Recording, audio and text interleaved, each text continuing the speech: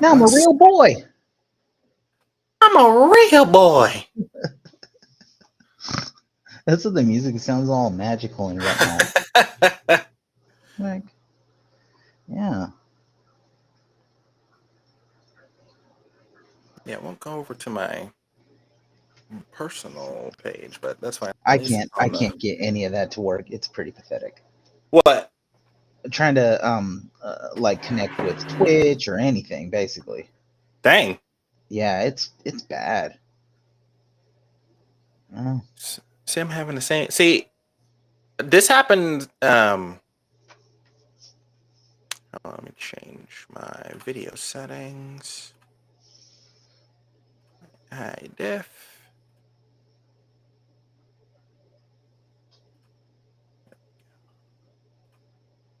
Oh, let's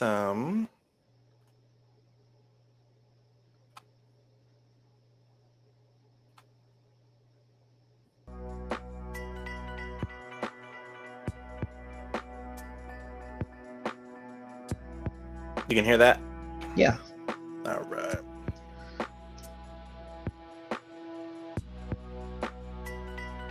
Yes, I know my sound alerts are not on. That's for a good reason. Let's maybe some chill.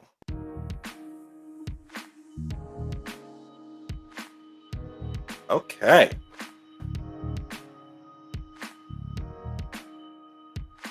Yes, the only thing sometimes I don't like about this is that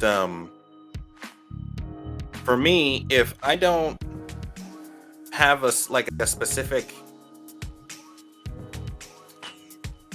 game or something, if I put like hanging out as like the game, it'll sometimes not stream to my gaming Facebook page, and sometimes it won't stream to my personal Facebook page.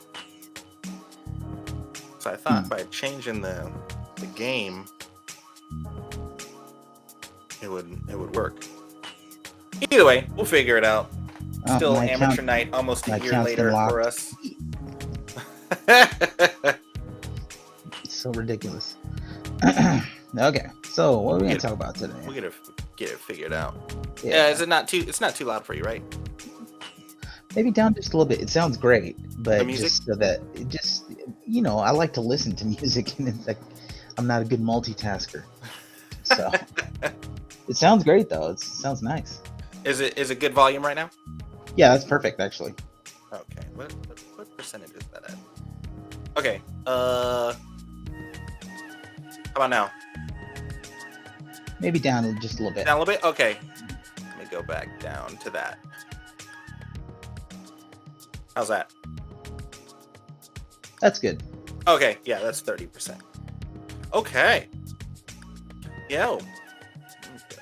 Get up and here. We're starting. All right, we here. All right, what's up, everybody? Right. We got the new microphone going on here. Got the little shield, little pop filter. Your microphone's like, yes, no more spittle. Yeah. Yeah, it sounds good. Yes. Especially when you can do stuff like that.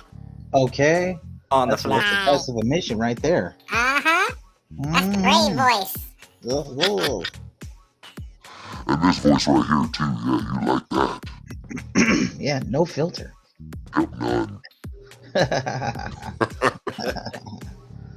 All right, yo. So we got a busy month. Oh man. Busy month. This month. Mm-hmm. Kind of so crazy. I got a school dance on Friday. Okay. And then we have a wedding on Saturday and Sunday. Yeah. So it's busy month. Busy month. I ain't mad though. I'm not mad though. This is incredible, Yeah. Also, I ran payroll too, so you should be getting that on Thursday. Right on. It's always right on time. Yeah. Right on time to get that alternator fixed. Well, so look, man. Look, I bought the alternator yesterday. Talk about it. All right, well, yeah. So where should I start? I bought a new alternator because my battery kept draining. Right? I bought a new battery, thinking, oh, I just need a new battery. No such luck. Still drained. So okay, it's the alternator. Got the alternator installed in about a half an hour, and still it's not getting the appropriate voltage from the alternator, the battery. So we went through and checked all the fuses and the relays, and it was a mess. It was a mess. I mean, well, and then come to find out, it's a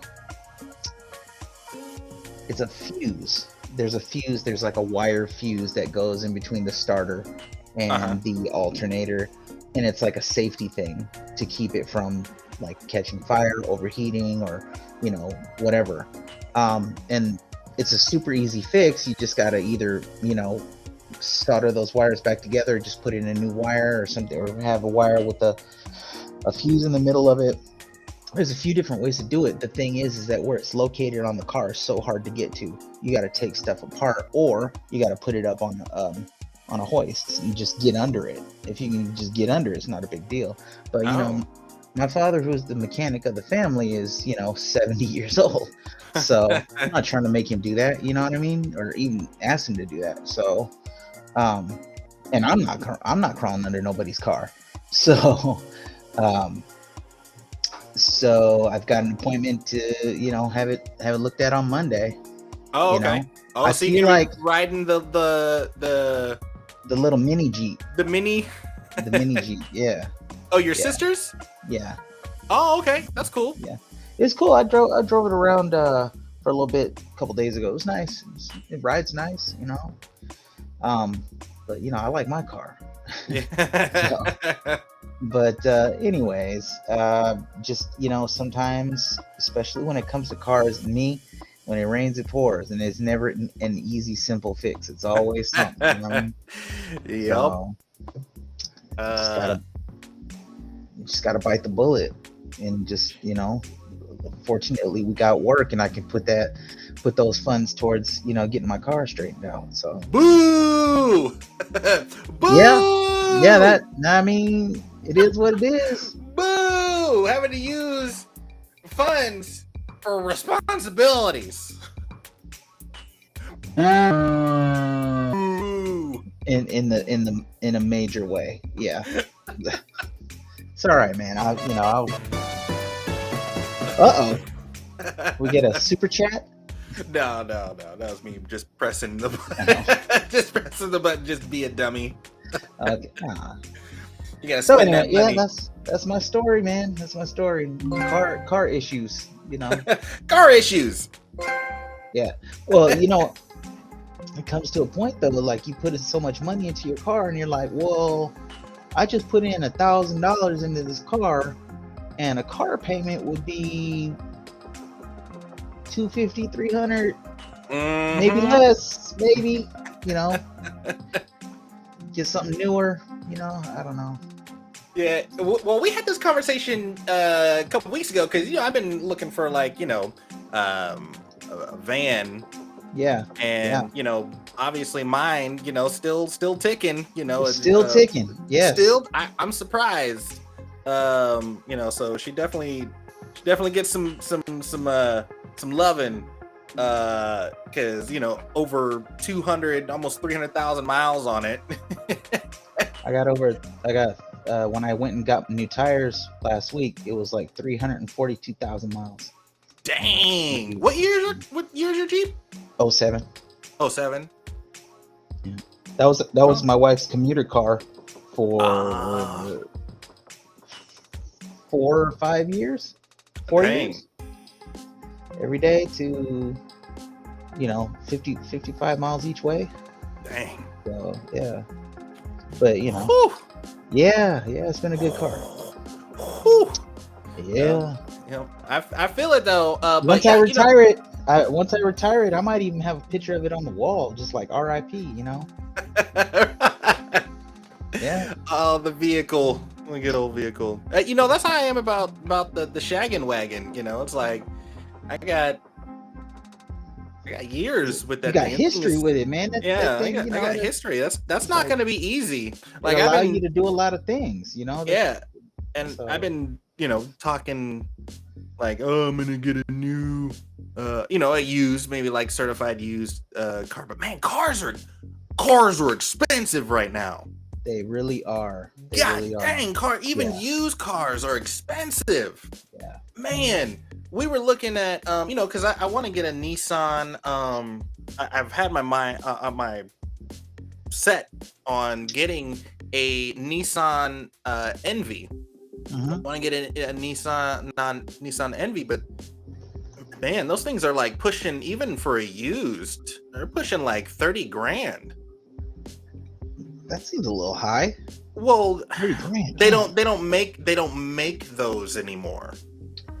Oh, I see. Okay. They don't make those Nissan. You know, they make the commuter, the street, the small, you know, city ones, which is fine. But we were you and I were talking about this a few weeks ago. Like, you know, if I'm gonna get a vehicle with hauling and lugging stuff, like, yeah, it's great if you're really not lugging heavy stuff around. But man, when especially as us as DJs, man, like, I can't be messing with no 4-cylinder. I'm all for I'm all for energy efficiency and you know, getting the most miles per gallon out of a vehicle. But man, I mean, especially some of the places that we go to, or drive out in the freaking boonies in these windy roads. Oh my god. I mean, I get it, but I need some power. Like, I need at least a V6.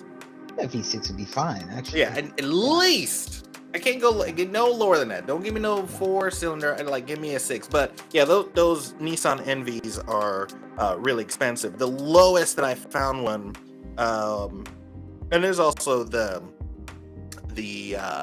Chevy. What are those called? You know, the Chevy. Oh, the ProMaster Express. No, the Express. Okay. Yeah, okay. the Chevy Express.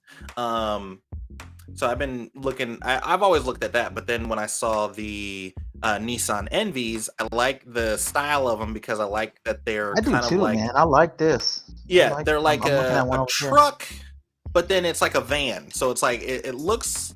It's kind of like got a truck look to it, but it's totally a utility van, and I like that. And it just has a very masculine, it's got a clean look to it. I like the van. I like boxy stuff. I do too, actually. Yeah. I like boxy vans. I feel like there's more headroom. You know, rather than trying to give curves are cool. You know, you want to give me the modern curves and stuff like that. But the one I'm looking at, the NV200, this got that minivan look to it, but it's just very clean. And it's share it on your screen. Share it on the screen. Let me see it. All right, hold up. Share screen. By the way, y'all, this is just my opinion, and we do this every Tuesday at 3:30, sometimes 4. All right, and we just be chilling and talk about stuff. All right, let me pop that up on the screen.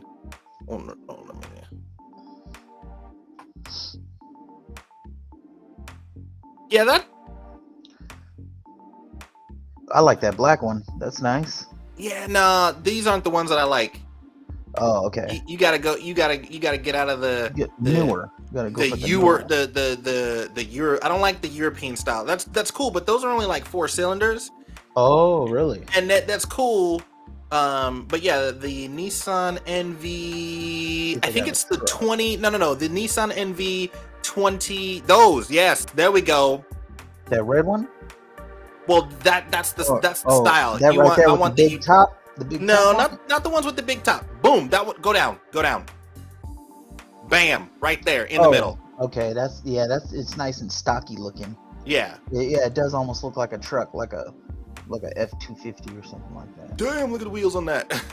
But yo, those are the ones that I've been looking at. And even the used ones, they're just, they're really expensive. But I really like the style. I like the design. I like the boxiness. I like the wide, just kind of, it just has this kind of masculine look to it. Yeah. And they're spacious.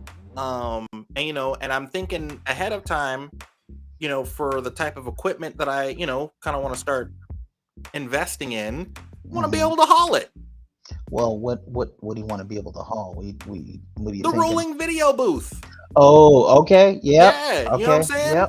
Yep. You're gonna need that for sure. Yeah. I mean, I know my van, the van I have right now, could haul it. Yeah. But I like the headroom in there, and then I could put other stuff in the van too. Like you see these, construction workers with these vans, and they've got the little shelves in there. It's like you could put your tool, some tools, maybe some wires and cables and stuff like that, and kind of have your backup in the backup. Mm-hmm. Well, so much more room for activities. Don't click on the ad. No. Yeah, don't click on that ad. You just gotta scroll down a little bit more. Up, the cookies have already been set. No. The cookies already been set. You gotta. There we go. Go to that one below it. The verified checkmark thing. Yeah. It's the damage has already been done. Incognito did. Yeah. Let's see. Yeah, they get you. They're like, oh, for the first option in the search, and it's an ad. No, it's a sponsored link. Then they be like, you be on Facebook, and they be like, hey, come on over to CarMax. Hey, like, remember that van you were looking at 2 weeks ago? Yeah, you're damn it, son of a bitch.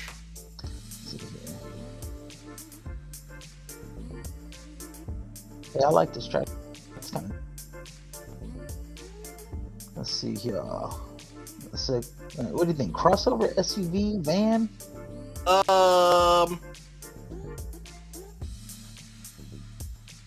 Vans. Vans. Yeah. The music seems to be weird things. Oh, just skipping a little bit. Nothing terrible. Oh, okay. Yeah, nothing terrible.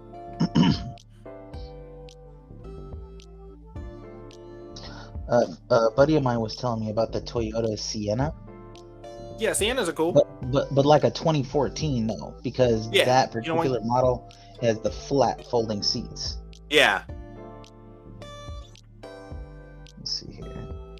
Go to body type, or no, go to you should be able to search brands. Brand. Yeah. Make. Yeah, go to the make. Let's see what we got for Nissan. Oh, quite a few. Hit it. Hey, the Quest. The Quest is a good van. Quest, you could. Oh, there you go. See, look at that. Look at that. 2500. See, that's a toy. See if you can. Well.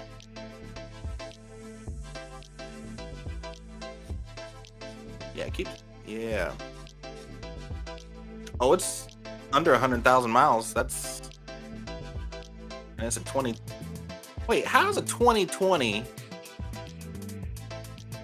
Oh. See, I like that. That's my stuff right there. You want to know why? It's because in 2022, gas is $6 and some change a gallon. That's why. Damn. That's why. Let's click the look in the inside.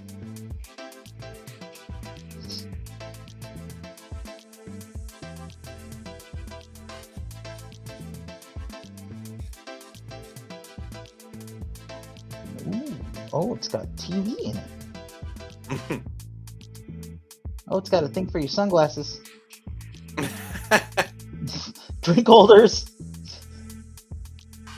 Like, I like the it. proper Spacious. drink holders too. Right. No, it's spacious. Spacious. The proper. Yeah, look in the back. Yeah. Oh, man. You can stuff a lot of people back there. Anyway. You know, you still got the windows in the back, so people can't be like it's a creeper van or anything like that. It does have the windows, doesn't it? They're just what are they? Just got like like a skin over them or something. And then they got these it's probably some sort of anti-theft or whatever panels. I would probably put the cage on them, so wouldn't be any theft out. Like I keep stuff in the van anyway. But I like that. It's spacious, roomy. You could big. fit a lot of stuff in there. A lot in there. Yeah. So that's what I'm looking at right now. But that's a 2020. It's almost 30,000. There's some that I'm looking at. I think I'm trying to stay between a 2012 through 2015. Okay. I think. Because they're not so dang expensive. Sure, yeah. I told you about that Transit, right? Mm-hmm. Yeah. So I got the word back from the dealership on that one. They wanted out the door was going to be 19 and some change. And I just, for that much money, it's a 2015. Yeah. And there were no frills at all. Yeah. You want to, if you're going to upgrade, let's give me something. Yeah. So I had to pass on that one. See, but, that Ford Transit, I like that style. That's not a bad style. I like the style on it because it was the earlier style before. Yeah. Because the ones after that look kind of goofy. Yeah, they do. Like it's a short nose and a long like a high back, long torso. mm-hmm. Yeah. So I like the style, and I thought, well, I'll put some nice wheels and tires on it, and make it nice, See, like that right there. Woo. No, the Nissan. Yeah. Okay, so look, a 2021. I mean, that's the passenger one though. Dude, the passenger ones, the 3500s. Yeah. Those are a lot of bread.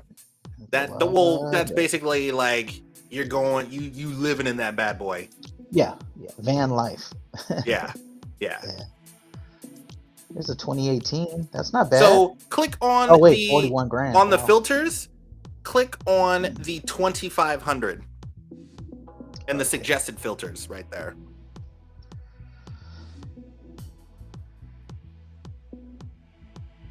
Yeah.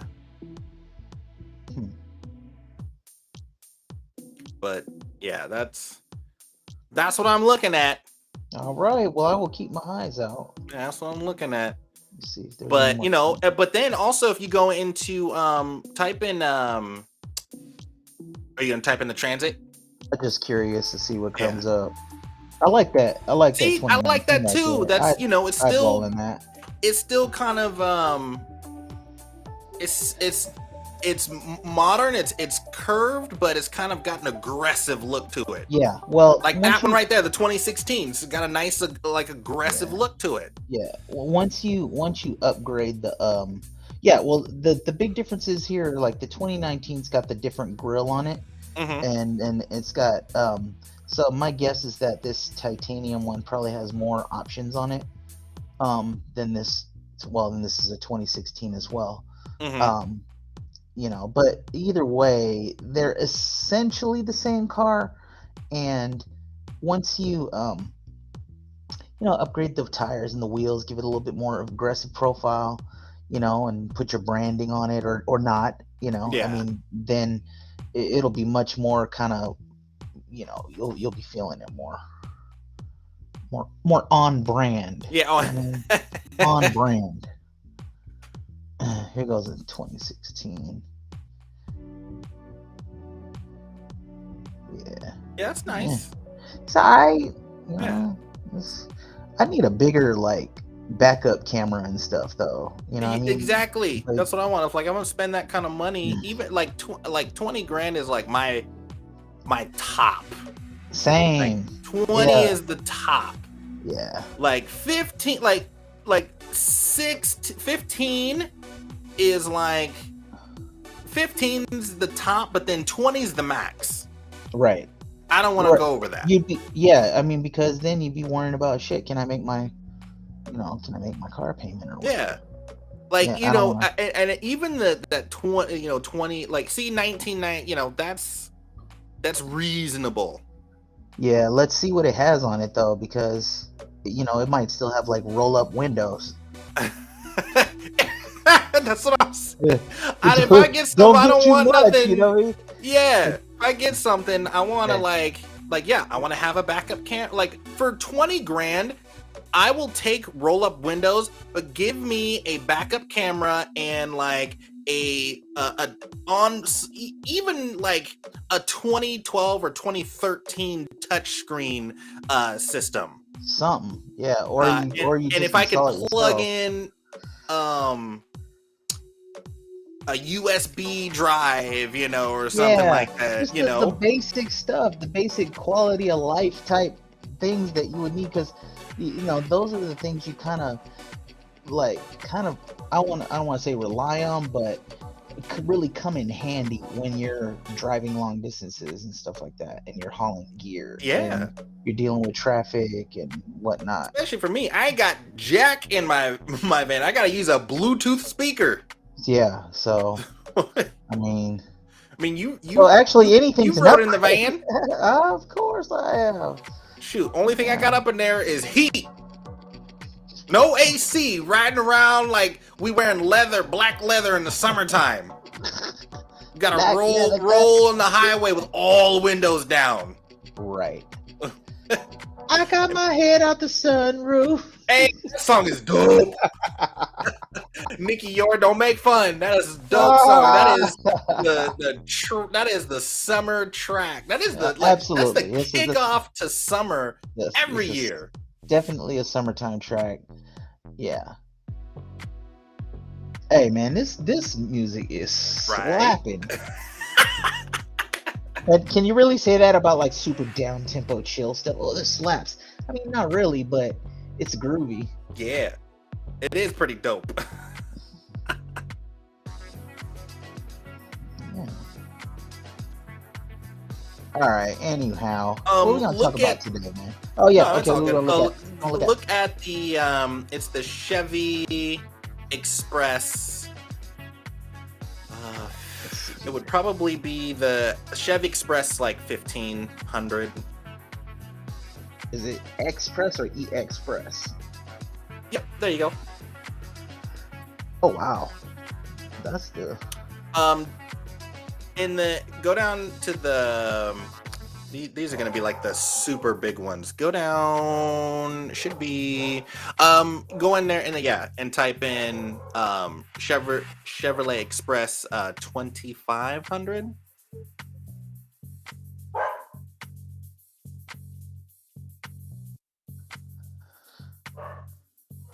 Huh. Big ass man. 2019. Yeah. But that's kind of like the one that Ryan was driving. Oh, really? Yeah, it's kind of like the one that Ryan was driving. I thought he had a truck.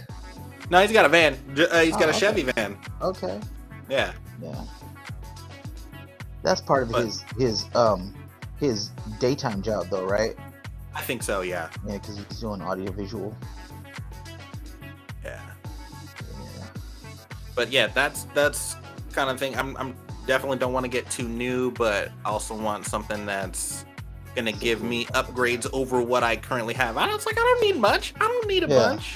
Just air conditioning, heat, power windows, V6, and in anywhere from a 2012 to a 2015 year.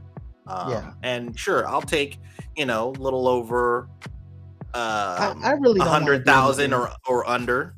Yeah, well, depending on what kind of car, it's kind of just getting warmed up at 100,000. Yeah, if you have a Toyota or Honda or something like that, or even a Nissan, those things go forever. Yeah.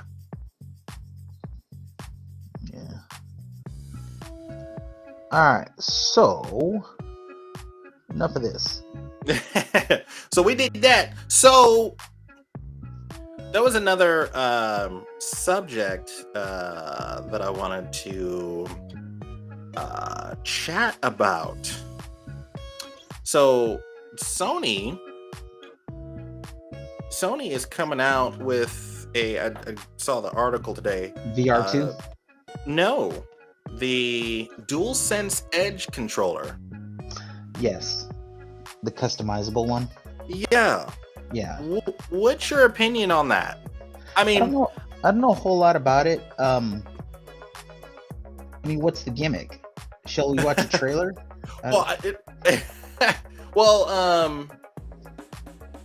Actually, let me see what I can find. Yeah, I'm pulling it up here. The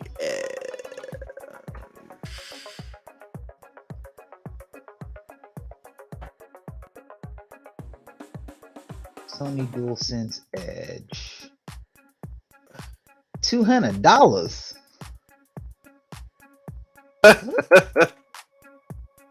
I mean, well, okay, so I'm pulling up the DualSense Edge. Is lag that much of an issue?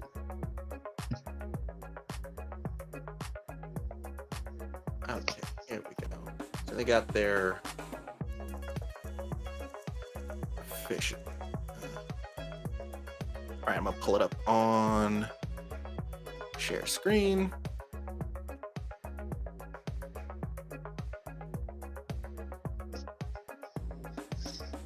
There we go. Okay. Let's do that.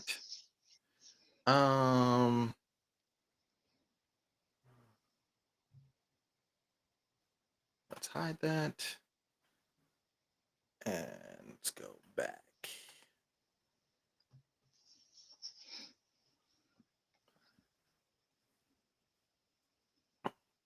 So,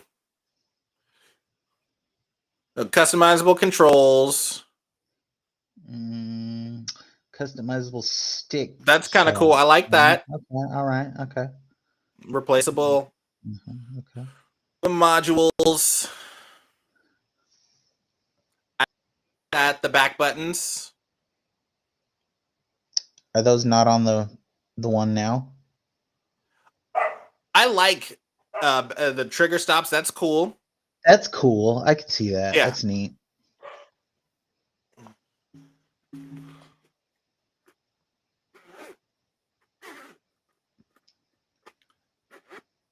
Adaptive triggers. Yeah, adaptive triggers. Haptic feedback. Ooh, a braided. Ooh. Honestly, with a lock on it? Okay, that was kind of cool. I think that's like one of the coolest parts so far. Profiles, I do like that.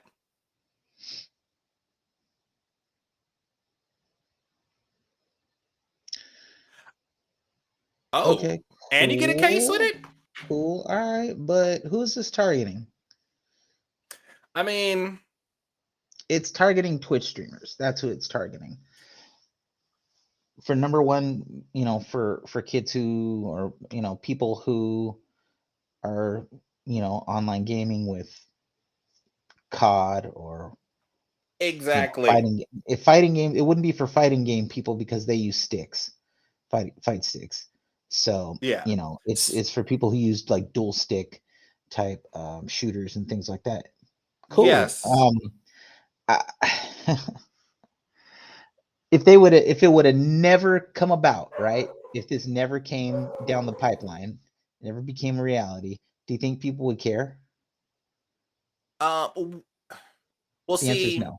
The answer is no. Well, no, I think it's a yes. Just it wouldn't have been through Sony because this is Sony's first, basically its first party, kind of what Xbox did with their Pro controllers or whatever they had.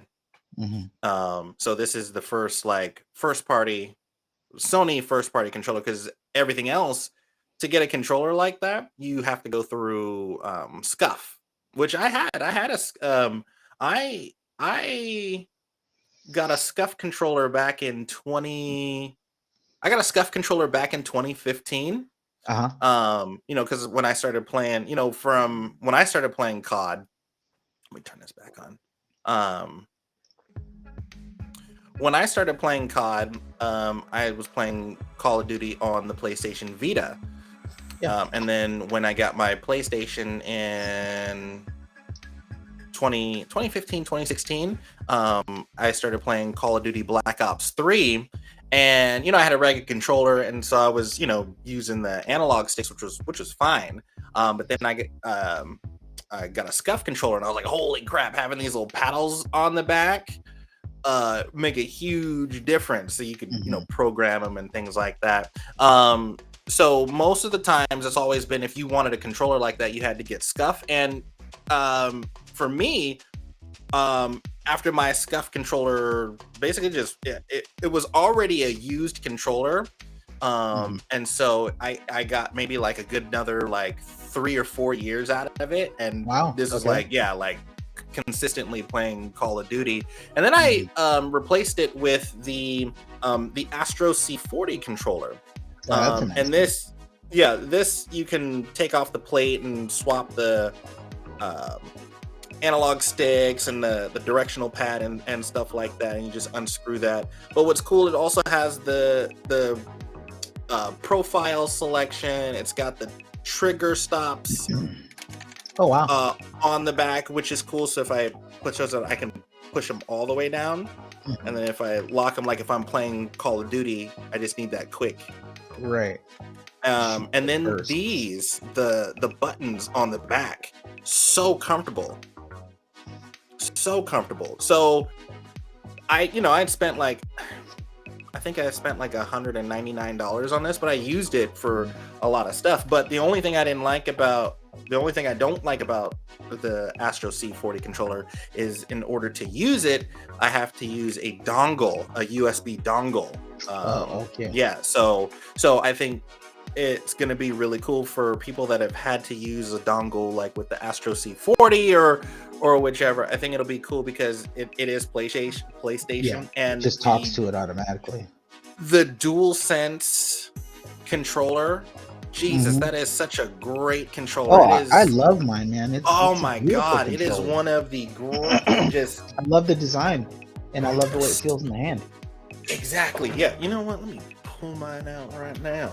Yeah. Even though I don't have a PlayStation 5, got mine all blacked out. I got the midnight black, and then the Control Freaks midnight black sticks on there. Nice. It's just such a great controller, and it's got enough heft to it where it's like it's a premium controller. Right. But I think it's going to that DualSense edge. I think Sony's onto something, and I think it is going to sell, and it's definitely going to be for those people that do competitive gaming. And I think just because a lot of the other companies did it, Xbox with the Pro controller, SCUF has kind of been the one, and obviously other third-party companies. I think Sony is just like, hey, let's just see what happens. They've also got into making monitors. Sony just a couple months ago came out with the InZone monitor or something like that to go with the PlayStation 5, and it's like, well, I guess that's what you got to do. If all your I wanted to get that. They made one with the PS3, I think. It was like a 3D monitor or something like that, and it came with like 3D glasses. Yeah, it was pretty cool. I always wanted to get one, but it was really super expensive. Well, what's funny is, I am in the market for gaming monitors, like the ones I have. The one I have right now, it's great, but I'm definitely looking to upgrade, and so I'm going to be talking with people and be like, hey, what's a good gaming monitor? What, I want to get some ideas, because right now I'm obviously looking at the Samsung monitor. It's like a 32-inch curved screen monitor, 240 hertz. Looks really cool. But I'm looking at that. Looking at that. Cool. For more content creation and things like that, and just kind of you seen The Office. Just want to just kind of get everything nice and just in there. All right, man. It's gonna look really cool. I'm just saying. I have no doubt. I got my, I got that Secret Lab. I got my Secret Lab gaming chair. I got my gonna get the sit to stand desk here probably next month. So maybe one day I might have to have you come over because I might need help assembling that. Okay. I hear it's pretty heavy. Okay. Yeah. So, yeah, but I'm excited about that. But $200, like I think people, it's funny because I think people are like, oh, $200. It's like, well, if you have a SCUF controller, you know that you're spending $200 on your controller, on your competitive gaming controller. And I've noticed. I just feel like the PS5 is a luxury product.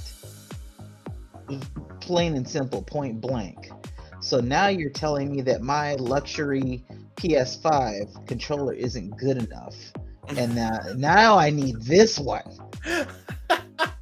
You know what I'm saying? Is my controller not going to get me through the game? Or if I stream on Twitch, are people gonna not follow me because my controller? I don't know, man. It's all in the marketing and who you're marketing it to. Yeah, which is PlayStation fanboys and people who are serious. Well, if somebody like gave me one as a gift, would I like act all funny about it? Hell no, I'd love it. It's nice. I mean, don't get me wrong, it's really nice. Yeah, it is. But I mean, there's a big section of the gamer population that still can't get a PS5. Facts. Now that's changing. It's getting better slowly, right? Yeah. I don't really care. And people sold their firstborn to try and get a PS5. But now you're telling me that my DualSense controller is only, it's only okay. It's I'm serious. I'm a serious gamer. I'm going to get this DualSense Edge. Dude, I'm right there with you, and at the same time, I'm looking at it because I've done competitive gaming a little bit. No. I mean, you're a Twitch streamer, and I think it's more appropriate for you. I game when I can, Yeah, and I just happen to hit the little stream button when I remember, and then it's like, hey, look at me, I'm playing Stray. Still. Stray's dope. I love Stray. The game is so dope.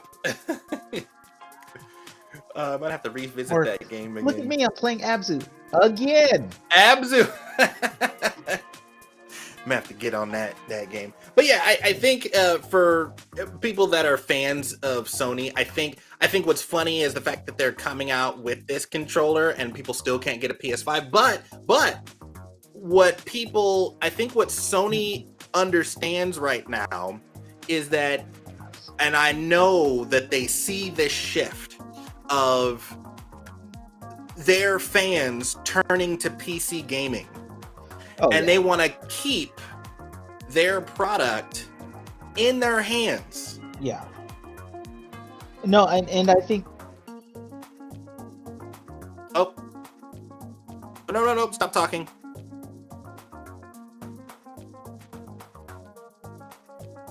Don't say another word. Don't say shit.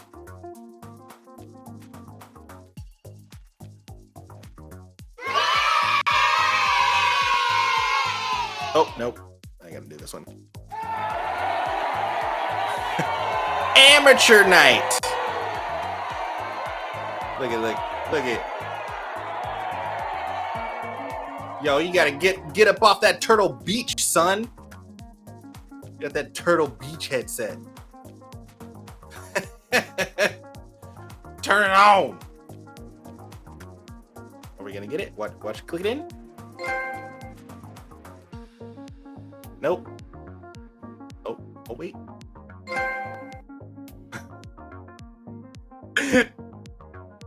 Nope.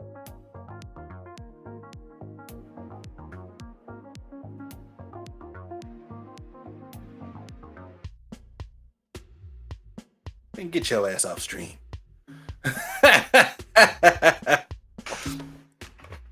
Well,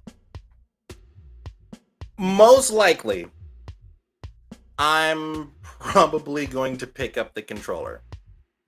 Probably, but it's not coming out till next year. It's not coming out till next year. The pre-orders start this month on I think it said the 25th. Let me look at the thing. I think they said almost had you. They said the 25th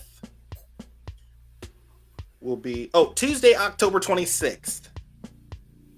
Okay. Pre-orders will open up a week from today, Tuesday, October 26th. Do you have to be signed up at Sony or anything?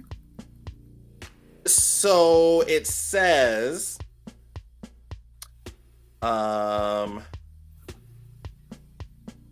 pre-orders start. The pre-orders actually start on the 25th. So Monday. Hold on. When's the 25th? No, that's a Tuesday. They had their dates wrong in here. So pre-orders start Tuesday, the 25th. And you can get it first at direct.playstation.com. Nice. So most likely, because I did stop playing Call of Duty just for a little bit, because I love the controller, but I just don't like having to plug in the dongle set. Like I want my controller to be Bluetooth. I love the customization and having the buttons on, especially for Call of Duty with Call of Duty and stuff like that. Essentially, if you don't have a button on the back, so you could either program your analog sticks when you press them in to be the jump button, jump or slide, or the circle button to be your slide and the X button to be jump or attack. But what's cool about that is that if you have the buttons on the back, I can have a button for jump, slide, and then use one of my analog buttons for a melee attack or something like that. So It's really cool to have those buttons on the back because it just makes it for a better experience. And when I play first person shooters without my Astro C40 controller or a SCUF controller, I definitely notice a difference, and it's a little bit harder to play because I have to travel. My hands and fingers have to travel to different buttons, and by that time I'm dead. It's like if someone gets the drop on you, you got to be quick about it. And if you're sitting there fumbling, trying to get a slide, jump, cancel, drop shot, it's like you're done. So and I think for me, I'm gonna get it because I want to use it just for kind of everyday play as well. Playing other games. But $200 is definitely the DualSense is $65-$70. But it is a great controller. You could turn around and just put your DualSense on eBay or whatever, or Facebook, and just make a couple bucks back on it and put that towards your purchase.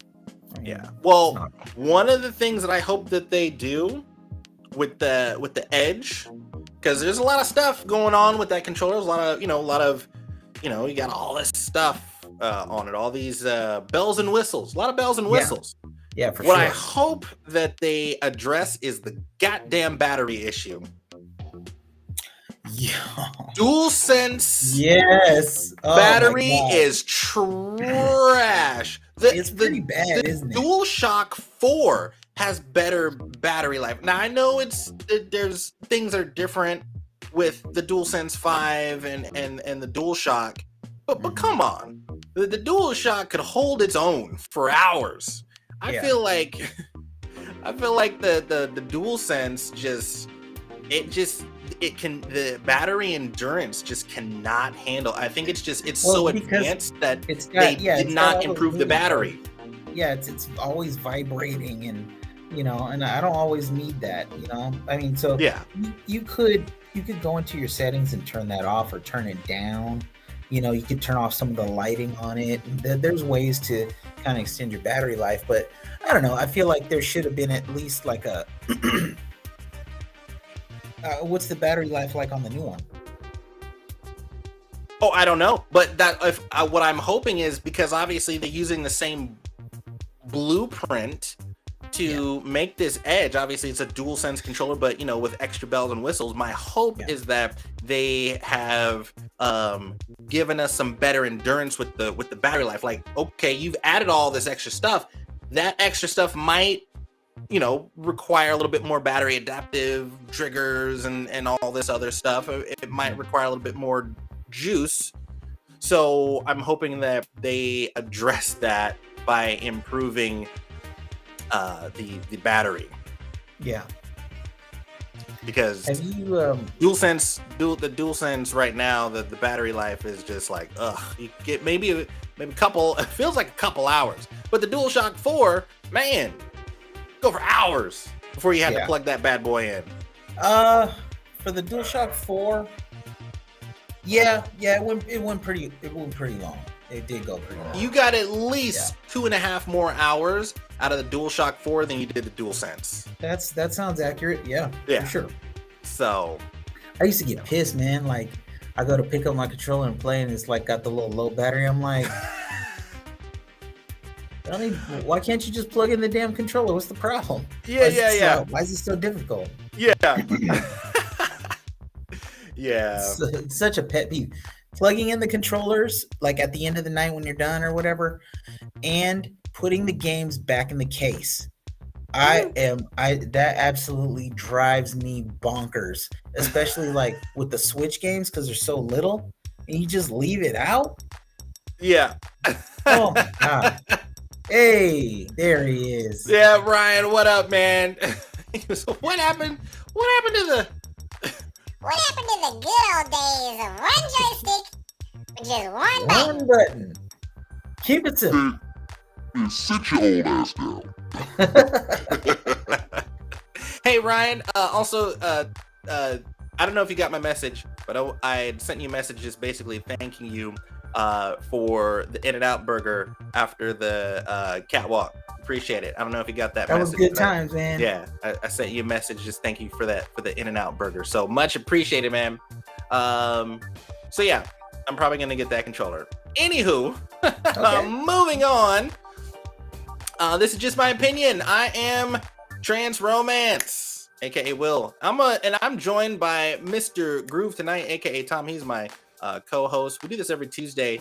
You guys can follow us. We're on I'm on Facebook and Instagram. It's at Trance Romance. Sorry, not Instagram. It's Twitter, Twitch, Steam, Discord, TikTok, all at Trance Romance. But you can follow me on Facebook on my gaming page at Trance Romance. And Tom, you can follow him on Twitch and Instagram at DJ Groove Tonight. And then I have a gaming schedule Monday, Wednesdays, and Fridays. 3:15 to 5:15, and then Tuesdays is for the show. Just my opinion. So I do have a contest. No, it's not really a contest going on, but right now on my Facebook gaming page, I am trying to hit 400 followers, and then once I hit 400 followers, someone in the chat is going to win either a $25 Amazon gift card or a Kena Bridge of Spirits game code for whatever platform they want, whether it's PlayStation 4, PlayStation 5, Steam, or Epic Games. So you'll be able to choose either one of those. Speaking of Mr. Groove tonight, sir, I won a contest on Instagram. So you know how I always sing when I start talking about it. I always sing the praises of Kena Bridge of Spirits. It just absolutely love that game. Love it. I sing its praises all the time. It's one of my top games, or top favorite games. So the company Ember Labs, they were holding a contest. and basically you create a post because they had their Kaniversary update. It's been out for a year, and they had their little Kaniversary, and they updated the game, and so I downloaded the update. I'd taken it off my hard drive. I was like, okay, I'm done. I got platinum trophy on Epic Games. No need to play this game anymore. Then they went ahead and updated it a few weeks ago, and I was like, oh my god, okay, gotta get this, gotta play it, replayed it. I was like, oh my god, this is why I love this game so much, you know, cosmetics and all that stuff. So for their Kaniversary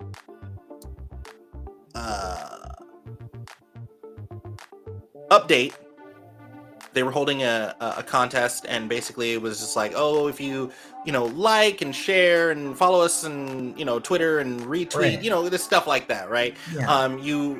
They were going to choose someone randomly on the comments in Instagram, and so they said whenever you post, just put hashtag Kaniversary, hashtag find the rat, blah blah blah. So I did that, and I also went back in a previous post that I had done, because I had done that highlight video, and I added the little hashtags in there, and the winner would get like, idea, actually. Yeah, so the winner would get like a this basically like a swag bag, but a pretty dope swag bag. It would have like artwork, these figurines, this tote, like a plush, LED. Does that come from the developers?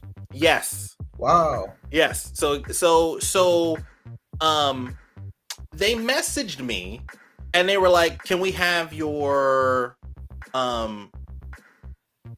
age and country of origin, because only available for U.S. Citizens. So I was like, okay, whatever. 39, United States, whatever. So a couple days later, I get a message from Ember Labs, and they're like, congratulations, you won. And I was like, what? So I won this contest. So I get this tote bag, comes with the plush. I'm still trying to decide if I want to give the plush to my daughter or keep it for myself in like the background or something, because I'm so in love with that game. But yeah, I won, and I was on an NDA, so I found out a couple weeks ago that I won this contest, and then they put me on like an NDA where they're like, you can't say anything, you gotta wait till we like make the announcement and stuff like that. And so they made the announcement on their Instagram post, and so yeah, I won. And so I did win a game code for Kena Bridge of Spirits on Steam. Nice. So I already have it on Epic Games, but I've also got the game code for Steam. So I'm super happy about that. But yeah, if whoever wins the contest, I'm not gonna whatever they choose, I'm gonna buy the game from. I'm not gonna use the free the game code from Ember Labs and use that for myself for Steam. But it was kind of dope. I was like, oh yeah, absolutely. And they had seen the video originally, the highlight video, and they had commented and liked it and stuff like that. And so I was like, yeah, I'm stoked about that. I'm like, a little hard work kind of paid off a little bit, because that video took me a long time. The video took me a long time, so I'm happy that that they enjoyed it, and really excited to win that contest. So yeah, so I decided I was gonna try to go play the lottery with that luck, and I haven't done so yet. So get to it, man. Can't win it if you ain't in it. Well, I entered in some other contests. I was like, oh, well, shoot, if it's that easy, let me go enter in some other contests. So like Secret Lab had like this contest going on. They're gonna announce the winners soon, but I'm like, they have these Naruto, the like a Naruto gaming chair. Like this one, and so it's like a Naruto inspired one, and also the Akatsuki inspired gaming chair. And I was like, oh man, that's kind of dope, because I love Naruto. They even got the which other ones they have? They have the Attack on Titan ones too. Really? Yeah, they got Attack on Titan gaming chairs, like the Scout Regimen gaming chairs. Secret Lab's dope. They don't miss They do not miss, and their chairs are hella comfortable. So I spent a whole night trying to find the right desk for my bedroom because I'm working with such kind of limited space, but I need a workspace for work, you know. Yeah. And also for when I'm working on music and stuff like that, you know. So I'd like to get just you know, a simple desk with like 2 tiers, maybe a drawer, you know. Yeah. And it's got to be 36 inches like my max as far as width, and then like, you know, no more than about 15 inches deep. So I have these pretty specific dimensions that I'm trying to work within, so that it basically doesn't take up much more room than like my nightstand would. So I'm getting rid of my nightstand and I'm replacing it with a nice desk and a chair.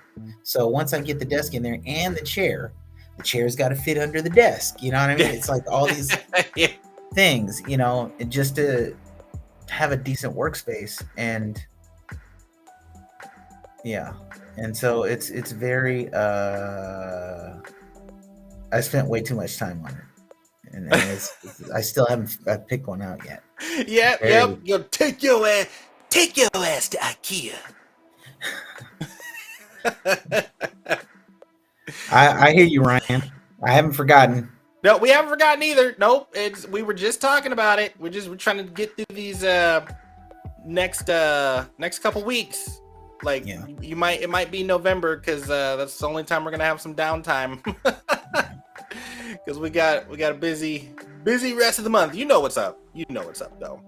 But yeah, so that's what that I did win the contest on, and I just put in my information at the website. They had like a code that you put in. You go into they say, okay, type in this code, and then type in the code again in the cart, so you don't have to pay anything for the free shipping. So I'm gonna, when I get that, I'll obviously send you screenshots and then share it on a just my opinion or something like that, because I'm really excited about it. I signed up, kind of off topic, but I signed up for Tipsy. It's a company that makes sake. Oh, I saw that. Just random, dude. Just kind of randomly. But I mean, I've been on this big, you know, Japan binge because I'm trying to gear up for my trip. So I'm like, well, let me try all these different sake. And I found a really super good coupon code. So, you know, I got some sake coming in the mail. So, you know, you want to get together, we can do a little I don't know about you, but I'm thinking like I might have to come down to your area and get some Korean barbecue, man. My dude, you say, tell me when. I'm just saying, like, it might be a day where I'm dropping the kids off at school and I'm coming up for lunch. I'm out here. I'm coming up for lunch. That's right. I'll be out there and be like, hey, I want some Korean barbecue. Let's go. It was an experience, man. Korean sauce. Let's get it. So I thought what was funny is a couple of things about this Korean barbecue place. They have a 2-hour limit. You know, they sit there for 2 hours. Oh, because isn't it all you can eat? Yeah. God dang you. And then the other thing is, if you leave a bunch of food, there's a charge. Like if you order, you know, because basically, like, you get to order each person. So if you and I go, right, they're gonna ask us to pick each either 2 or 3 different types of protein, right? And then they come back with these plates. They're not terribly huge plates, but, you know, they got raw meat on them. Yeah. And so, you know, you've got the little burner, the little grill sitting in between, you know, and so you take the meat and you just throw it on there and it cooks pretty quick. And then you have a bunch of side dishes to go with it. So by your second or third round of meat, at least for me, I started sweating. Oh. I was like, this is so good.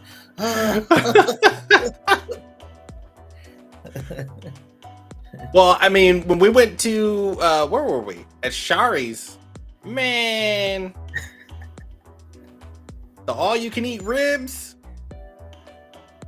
That was proper. That was all right. I was not mad at the all-you-can-eat ribs on. Yeah, I wasn't Shari's. mad either. I had to throw in the towel though. I had to take my rack home. That third rack, I had to take it home. But it was really good when it was left over though. Yeah, it was really Chop good. it up in an omelet. Oh, it was good. It was really good. But now I'm just like I'm hungry because I've been fasting all day. Yeah. So I'm like super hungry. But I want some Korean barbecue. So I might just like the second I drop the kids off, be like, hey man, what time this place open? what time does it open? I don't know. I've only been there once. Oh man, well, you better Google something. What's it called? Gen. Huh? Gen? Yeah. Okay, Google. What time does Gen open?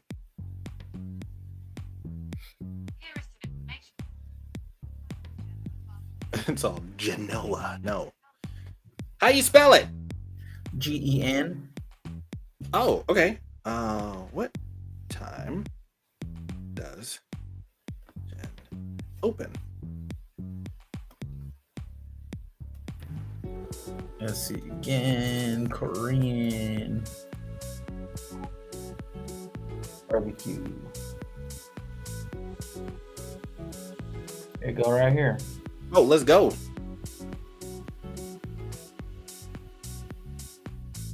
I'm gonna share this with you. Yep.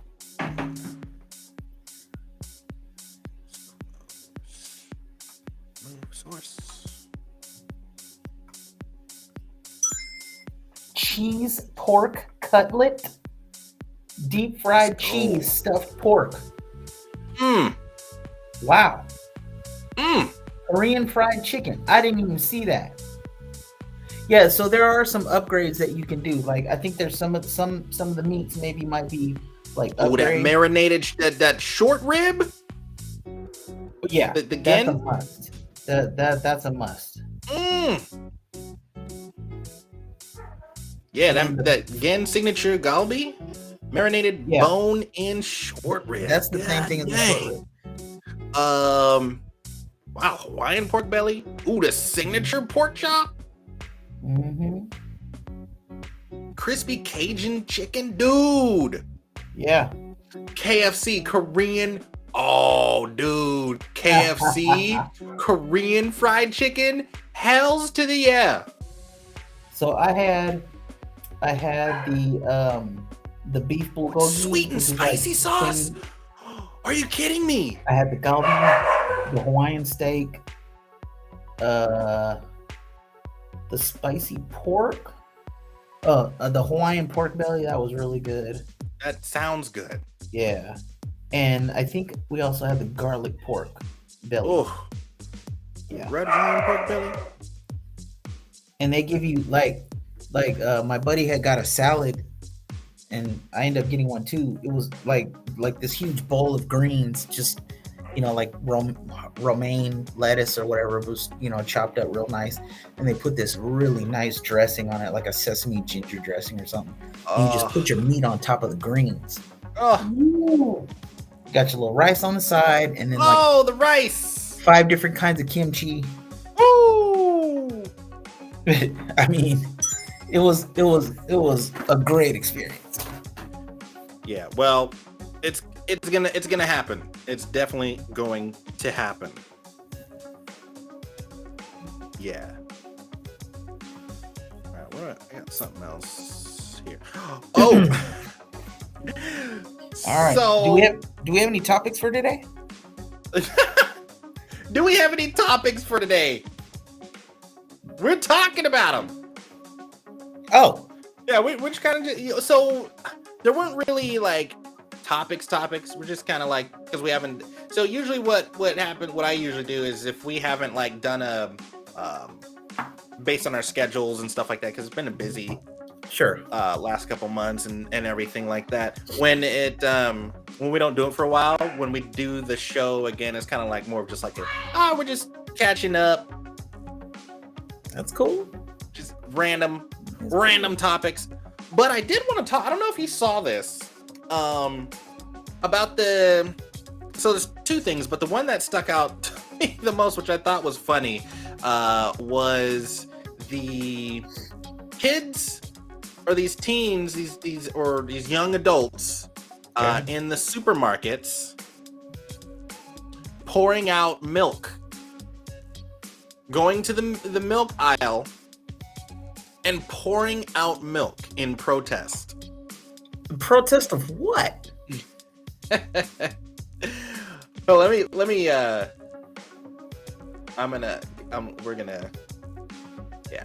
Let me guess. These are kids who never had to work for anything a day in their life.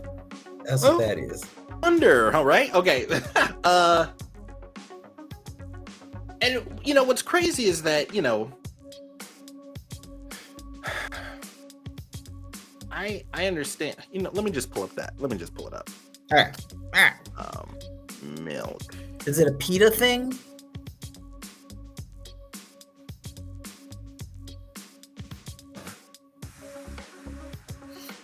I'm just gonna type it in there. All right, let's see. Yes, the milk pour protest. Mm-hmm. Animal.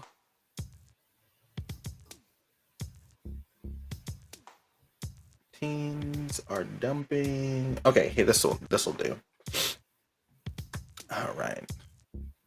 Let's share the screen.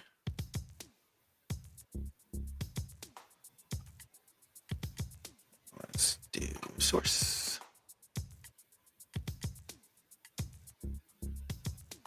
Share. There we go. All right, share screen. Okay. Let me see if we can full screen this. Probably won't be able to hear anything, but yeah, look. Oh.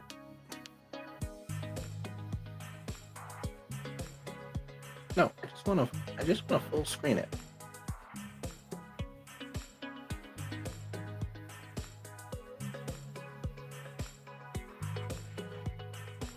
Yeah, full screen me. There we go. Wait, why? Okay, let me just play it.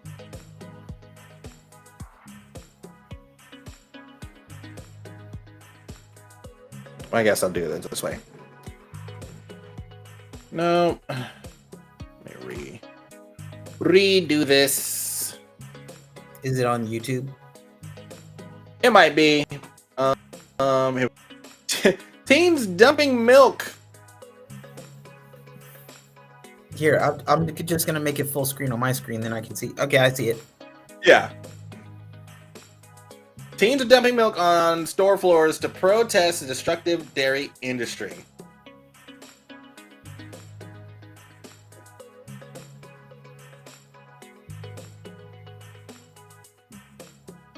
It's so like I get it. Oh Lord, have mercy. Oh Jesus, like come on, man. I have it's not these people who work at the supermarket. It's not their fault. Why do they have to deal with that shit? Oh my gosh, you know what I mean? Doing? Wow. So yes, so let's zoom in a little bit. Let's go down. Yeah, so look, I'm all for being, environmentally conscious and things like that, but that right there is a little too far. And so this has been happening. this is happening. This is, in the UK, but this is also, I think, happening here in the US now too. Mm-hmm. And so the latest environmental trend is here: pouring out milk in grocery stores. All across the United Kingdom, teenagers concerned about the environment are doing milk pours. The new trend involves going into grocery stores, picking up cartons of cow-produced milk, and pouring out their contents, according to the animal rights group Animal Rebellion. Videos then have popped up on social media show teens pouring milk onto the floor over sales counters and elsewhere in the store. The dairy industry is incredibly environmentally destructive. The world's top 5 meat and dairy corporations are now responsible for more GHG emissions than Exxon, Shell, or BP. The organization said in a tweet on Sunday, "We need a plant-based future now." It added, the account also shared a report from Grain, an international nonprofit organization at the Institute for Agriculture and Trade Policy, which calls for the planet to dramatically reduce its greenhouse gas emissions by eliminating meat and dairy consumption. According to Animal Rebellion, the milk pours took place at 8 different locations Saturday, including London, Manchester, Norwich, and Edinburgh. Animal farming is the leading cause of the loss of our wildlife and natural ecosystems, the group said in another tweet, which also called for the government to support farmers in urgent transition to a plant-based food system and allow the freed up land to be rewilded in order to restore wildlife population. Several countries around the world have imposed regulations to agriculture industry, such as limits on nitrogen emissions caused by dairy production. Environmentalists have encouraged the use of dairy alternatives such as almond, soy, coconut, and oat milk, though these two have been criticized. Biden administration indicated that they intend to push changes in U.S. farming industry to tackle climate change. In 2020, the EPA estimated 11% of the U.S. total greenhouse gas emissions came from agriculture sector, compared to 27% from transportation, 25% from energy, and 24% from industry. So,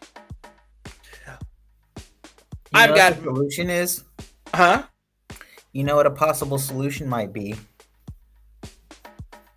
Instead of doing something stupid and destructive like pouring out milk, number 1, stop buying milk. Yes. Number 2, set up shop outside of the grocery store with a big plate of chocolate chip cookies and a big cold glass of almond milk. Right? And be like, hey, have one of these cookies. Now take a swig of this right here. How's that hit you? Yeah. Pretty good, right? Yeah, well, this is almond milk.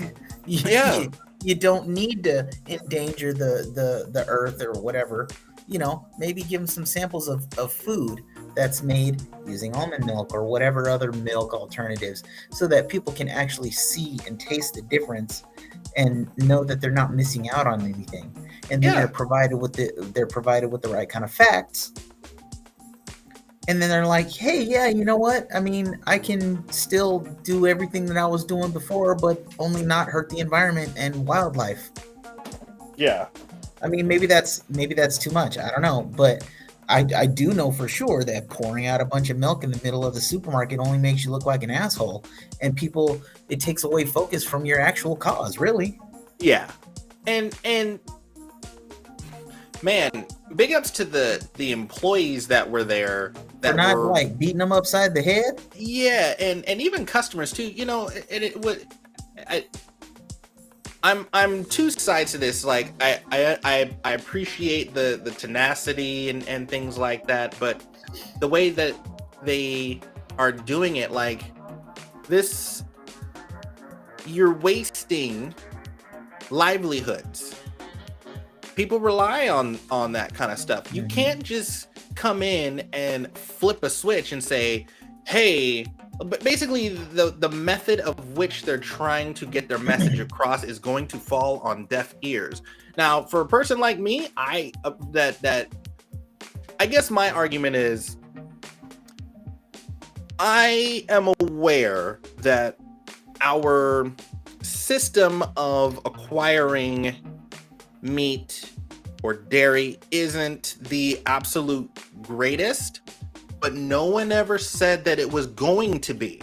No one ever said it was going to be this pretty picture, like getting meat. No one said it was going to be pretty. Like, this is, we as humans we're doing things. It's a survival thing. We're doing things that we need to do to survive as a species. Now, I'm not saying that we're perfect or that the methods of how we're surviving are, okay or whatever. But at the same time, the reality that we live in, because I think what these kids don't understand is they're letting their feelings get in the way of logic. Yep. Letting their feelings get in the way of logic. And for a person like me, yeah, I drink milk every now and then. I don't drink it as much anymore. I definitely have kind of done the switch to almond milk, but if I'm making cookies or something like that, I don't really want to mess with the almond milk. I want to, give me a nice glass of cold vitamin D milk, and I want to drink it. Now, that doesn't mean I'm null to how that milk is acquired, but at the end of the day, it doesn't matter. The fact of the matter is that it's here. Here's in my opinion, if you want to get conscious about it, that's fine. But don't come into my grocery store and start pouring out milk. And now those employees have to clean up that mess. And then people that want to buy the milk now have to,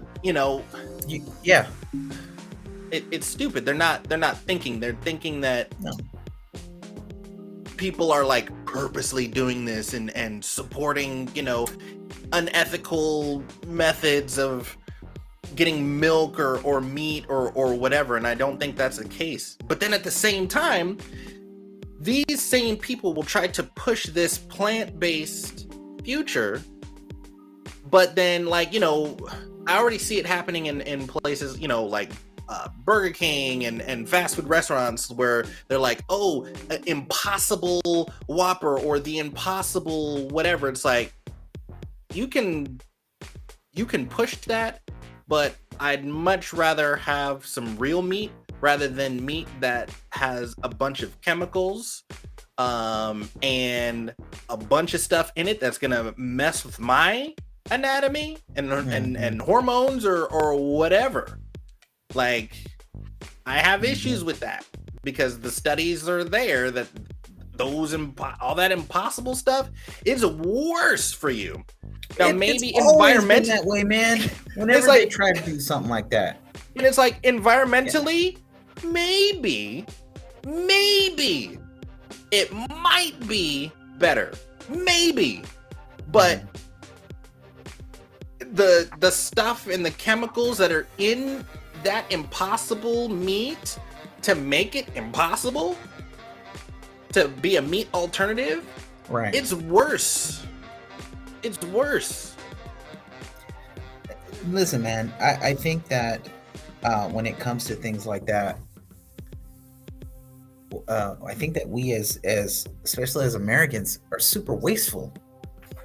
You know what I mean? Like, do you really need to, how many times have you bought a gallon of milk and that gallon of milk sits in there for 2 weeks and you might have gotten maybe halfway through that gallon of milk? You know what I mean? When all you needed was maybe a quart. You know what I'm saying? So it's like, as Americans, we're used to living with like excess. And as far as things like, burgers, all that kind of stuff, meat, all this kind of stuff. Well, not every country eats meat every day. We just need to change the way we live. You know what I mean? And if we change the way we live and become more conscious about what we put in our bodies, then it's going to change how we make our purchases. You know what I mean? So yeah, it comes down to personal choice. It needs to start with that, really. I mean, how much of that milk is not going to get sold? You know what I mean? And it's just, where does it go? Where does it go from there? You know what I mean? That's, to me, that's the big problem. Is that it's not even being consumed or given to people who need it. Yeah, it's being wasted. And well, the meat, all the animals that are slaughtered for meat, and the meat doesn't sell. It's just wasted. I can definitely. And then there's people who don't have enough food. People don't have food. All this kind of stuff, right? I feel like that's the real shame. I mean, we have so much, and I think we should adjust our thinking to living more modestly and living, in a way that's more in harmony with the environment, in harmony with, animals, and just health in general, you know what I mean? And just, it can be done, but everybody just has to be on board with it. You know what I mean? You can eat a burger, but don't eat a burger every day. If people adopted don't that tell me what I can't do. Yeah, but I mean, if people adopted it like, oh, this is kind of a treat type of thing, right? Oh yeah. And let's just say, in Burger King, instead of getting a Whopper for $3, it was like $13.99, right? But it was like super good Kobe beef or something like that, right? You're buying an experience. You're buying like really good high quality stuff rather than this cheap crap that you eat every day, every other day. I pick up my daughter from school. Can we go to McDonald's? You know what I mean? Or I say, hey, want to go to McDonald's? Yeah. So it's like, if we just kind of adjust our lifestyles, it'd be like kind of a special thing, like to go out to eat, go out to fast food, whatever. Yeah. And then by paying more, we are able to sustain those animals in a better way. They don't have to be pinned up like cattle in Kobe, where the Kobe beef comes from. Cattle roam free. Yeah, they're living their best life until the day. That's why there's that price tag on it. Right. Too. Okay, fine. But when you get a piece of Kobe beef, would you skip a week of burgers to have a Kobe steak at the end of the week? The answer is yes. Probably. But I definitely wouldn't be trying to eat salads all the time. Because I have issues with that. I have mad issues with that. And that's what I think the big issue is for me, is that the plant-based future community is under the assumption that you can get everything you need from plants, which is... Bump that. That's the thing. That is absolutely false. Yeah. And I used to get in arguments with people because, for me, and especially when I started the lifestyle change, was doing keto, and then I was carnivore. And people can say what they want, but I swear by carnivore. Like I could do carnivore. Like I could eat a ribeye steak every night. And for a while when I was just eating, I didn't eat really any salads and stuff like that when I first started. And I was stronger and lost a lot of weight just doing that because I was getting protein and fat, and your body was using fat, and then fasting, and your body is burning fat and things like that when you're fasting. So when someone's like, well, you can get all your protein, your entire protein intake from eating all this salad, I'd look at you like you're crazy, because you're gonna tell me that you gotta show if you put it up side by side. So, and I was talking to I was talking to someone about this because I used to get in arguments all this time. And I'm like, so wait, you're saying I can get all my protein from this salad, but how many bowls of salad do I need to eat to equal this one ribeye steak? Oh, well, you got to eat 10, 20 bowls of salad. Who wants to eat 20 bowls of salad to get their entire day? That's every day. Oh, well, you could take supplements. That's not the point. Right. I don't want to take supplements to give me what I'm missing from those 20 bowls of salad. That's not fun. No, I get it. The one plus, I don't want to be on the toilet like every day. Nobody want to be on the toilet. Nobody want to be doo-dooing like multiple times a day.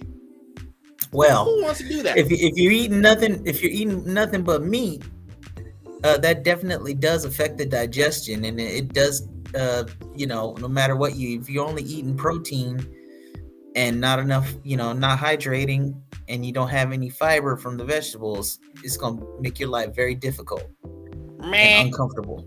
Meh. I disagree. All right. I'm speaking from Your experience. This opinion. Yeah, I don't know, man. I think it definitely has to do. You got so many moving parts. You've got farmers. You've got, businesses, restaurants, grocery stores, and then each restaurant and grocery store has their own shareholders. So you've got so many people who are involved that to be able to kind of like back off and say, hey, you know what? We're working these cows way too hard. We don't need to pump out 500 gallons of milk every day. We probably only need 100. You know what I mean?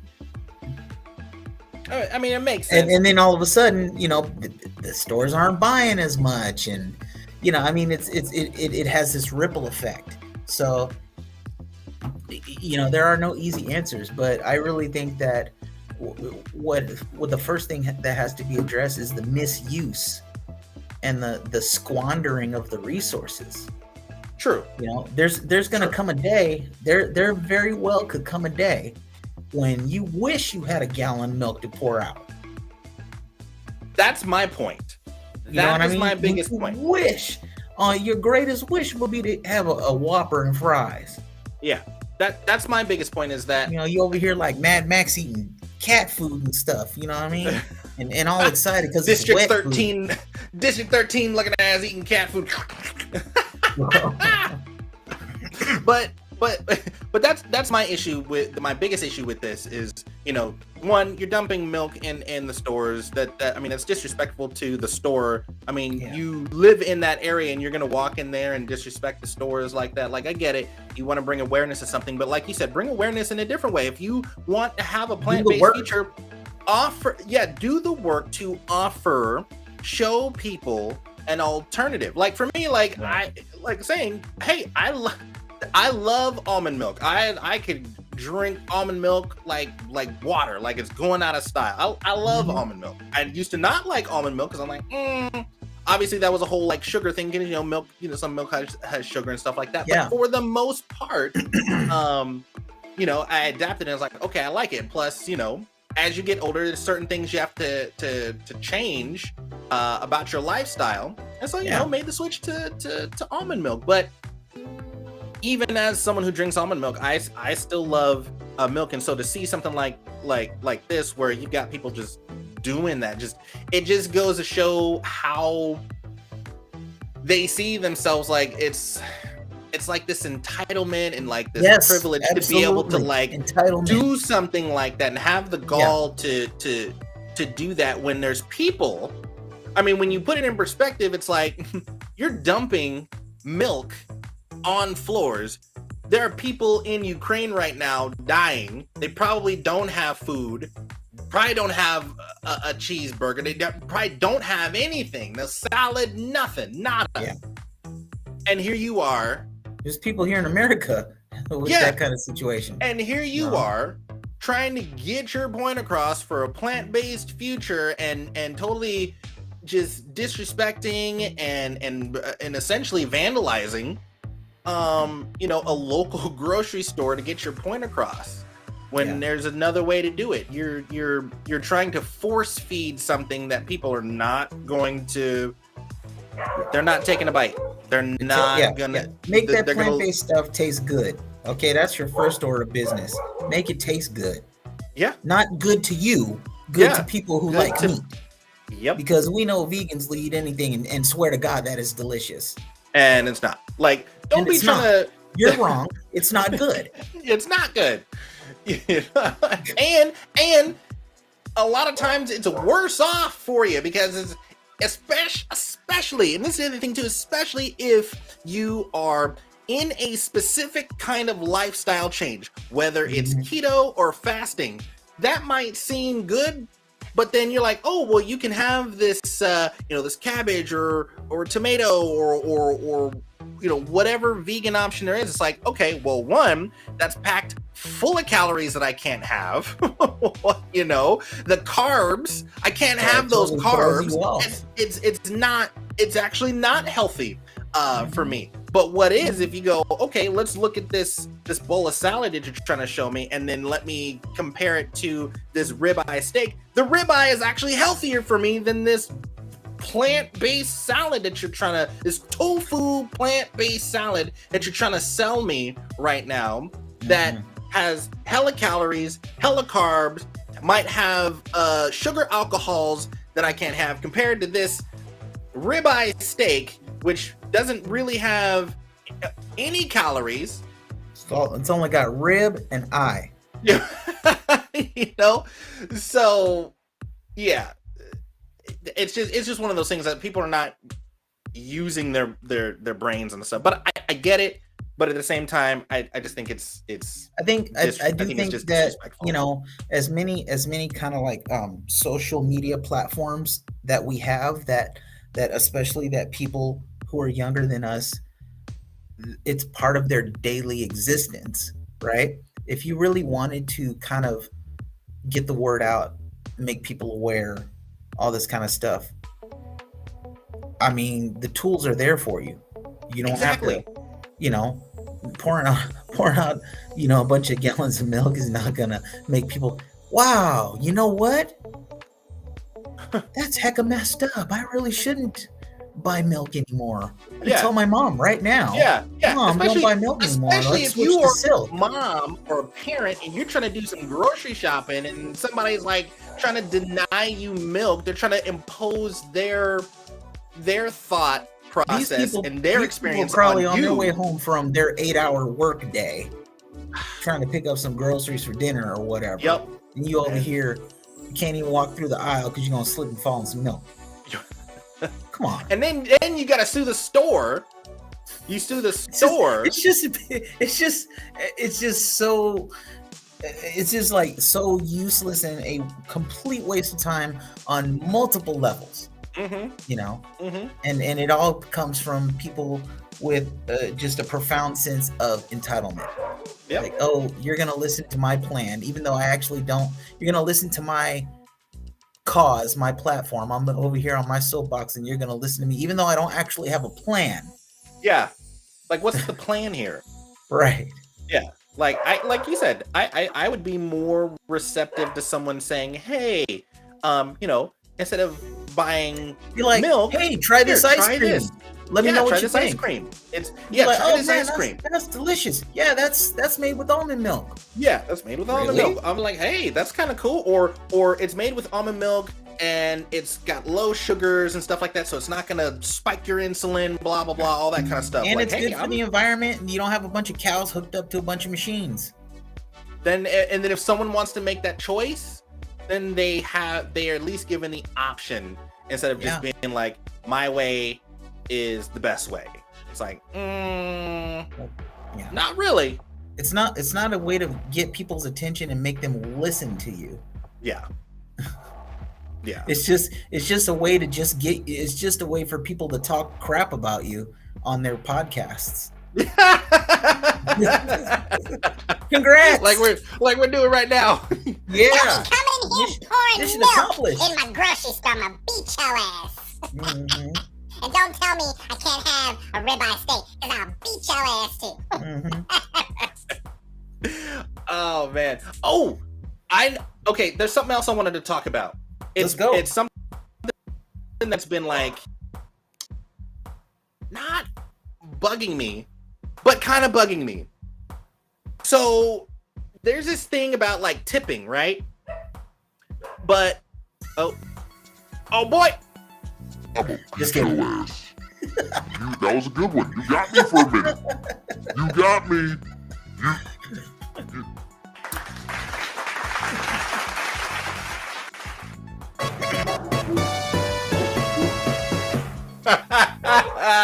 Okay. You continue. Got me. So I wanted to talk about this. So a couple weeks ago, I went to the local Hooters and I called in to order and for pickup. And when I went in to pick up, I picked up the order, but I paid for my order, but I didn't tip. So the weeks, even leading up to that point, there's been stuff like on TikTok and online, and kind of this this big argument about tipping when you go to pick up. And so I wanted to get your opinion on this because I have my personal feelings about tipping on a pickup order. But what's your kind of what's your moral regarding something like that? I think it's a case-by-case basis. I mean, tipping has really changed over the years. I worked in, the customer service industry for a long time. I waited tables for years. And I delivered pizza for a couple of years. So I know how important it is to get those tips, but those are you're actually providing a service. I'm not saying, oh, here's your order. You know what I mean? Yeah. Do you tip somebody at McDonald's? No. You know what I mean? If I go into a coffee shop or something and I say, I'm doing keto, but I want something creamy and delicious. They're like, oh, well, we have a fat-free da-da-da-da-da, and we can put some sugar-free vanilla and blah, blah, blah. Let me get that started for you. That's a tip right there, because this person went out of their way to accommodate me. You know what I mean? But yeah. So you really gotta. I like tipping. Actually, I'm a pretty hefty tipper. When pizza guy comes around, as long as the pizza's right, you get a pretty decent tip. And mark my words, when I call and order a pizza, my stuff is there like record time. They'll tell me, oh, it'd be about 45 minutes. It's there in 30. So 20 if you're lucky. Right. No, I'm just saying. They'll be like, oh yeah, I've done it myself, so I understand how it works, But if am I tipping you just to do your job? See that? That's again, entitlement.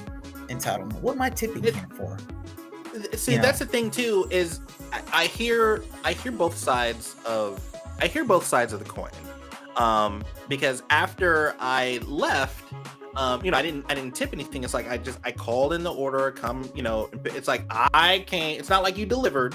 I came to the store. I came from my house to your store to pick up the order. No one's really going any extra mile to serve me or, did they ask you refill my drinks or anything like that? No, they didn't, which is it's fine with that. I know a lot of places will when you pick up an order, they'll have to turn a little machine around, and then it's like, swipe your card or whatever, and then it's like, do you want a tip? No. Like, you're making this awkward. Like, do I want a tip? And then when you hit no, you're like kind of looking at them like, it's like, it's not like I'm a sit down order. And it's like, I feel like a lot of that stuff too is kind of like there's tipping and then there's guilt tipping. Like, I think companies, like, if you cannot pay your employees a livable wage, stop trying to guilt tip. Stop using those machines to get the customer in and then be like, oh, here, it's $65.98, and oh, look at this, it's turning the screen around, and here are your options for tipping, and then you gotta scroll over for extra few pages for the no tip, and it's like, but then I feel like bad. Yeah, I mean, I think part of that is from part of that is the software, whatever system that they're using, the point of sale type of thing. Most of the time when I tip cash because I want them to know I tipped them. Yeah. You know what I mean? And if I don't tip, I don't tip. I mean, anybody who works in that kind of industry should understand that.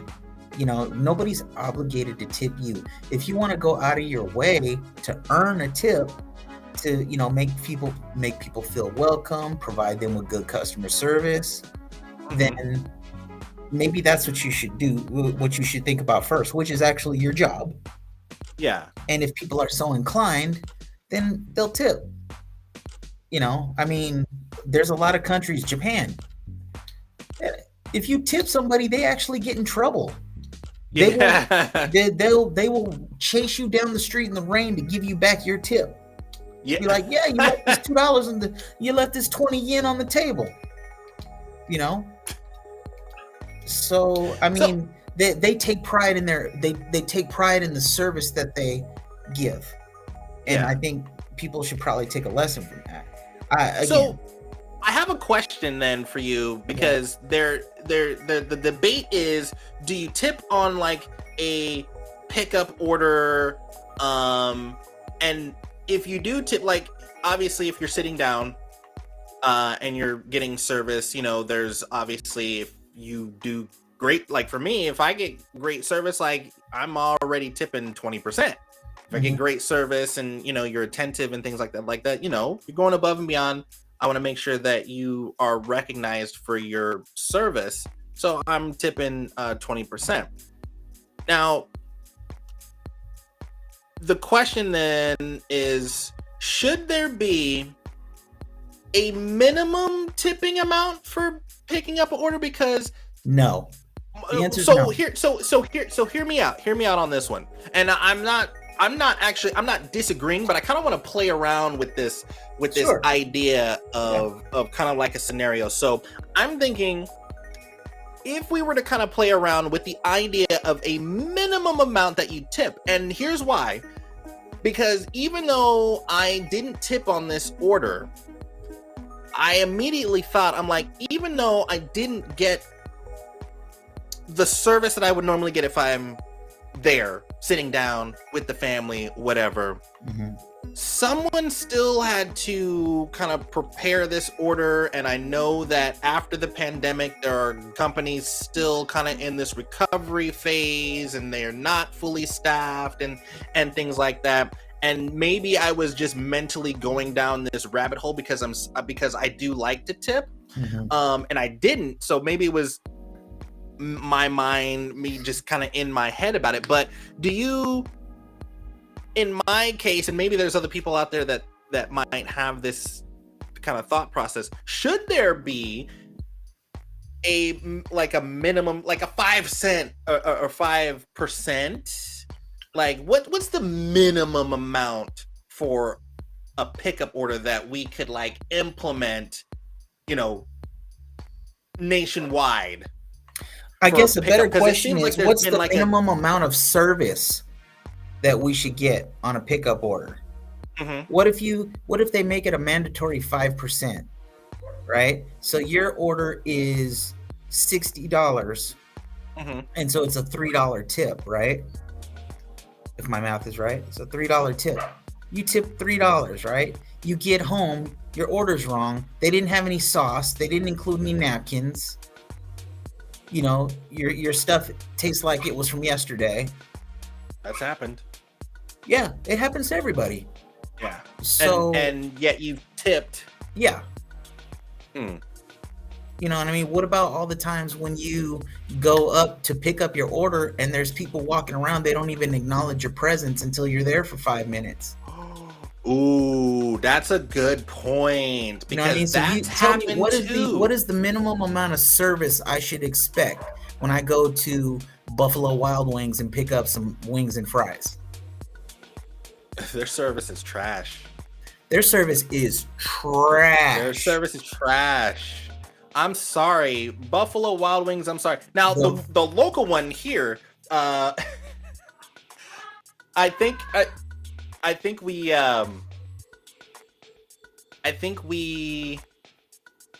got one of the Buffalo Wild Wings place to like change their entire staff because the service was so horrible that we tried to handle it, you know, we were like trying to handle it the right way, but then the service was so bad that we went to Yelp, and I think the district manager saw it, and we took a hiatus for like a good couple of months. We're like, we're never doing that again. Like, we started taking our business to other wing place, Hooters, and we went back there. And I think the district manager reached out and was like, oh, I apologize for this. Here's a coupon, blah, blah, blah, blah. We went there a few months later, and it was completely different. The staff was like completely different. they were attentive. It was just like night and day. But I think in general, Buffalo Wild Wings, the service. Yeah. Well, I mean, what do you expect? Not Buffalo Wild Wings. What's the do you expect when you walk into a place that's Wingstop. modeled after a football field and there's like 80 flat screen TVs everywhere on full blast? I'm not okay. I mess it up. Not Buffalo Wild Wings. Although they're kind of like Wingstop. That's what I was talking about. Wingstop. Okay, number one, the wings aren't really that awesome. The wings aren't that awesome. I prefer Hooters over. Honestly, Wingstop. To me, Buffalo Wild Wings has the best wings. I just won't go there. I do like the service is horrendous. Yeah, yeah. Number 2 for me would be Wingstop, but again, service terrible. Mm-hmm. Oh God, yeah, that's who I was talking about. The Wingstop. What it was? Yeah, the service was bad, and we were just like, man, like. And sometimes, and that's another rabbit hole that we could go down in terms of the type of employees that were there. Like, you know, they were really young. They probably just didn't really care. And this was pre-pandemic. Sure. This was like years before the pandemic even hit. So it's almost like, okay, there's no damn excuse. You just have nothing happening. You just have to hold people to a higher standard.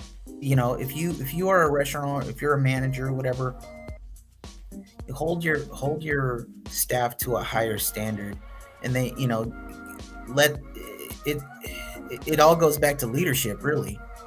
You know, I mean, you have to, whether you're frying chicken wings or you're, you know, launching a rocket, you have to, you know, have pride in what you do. Take pride in what you do.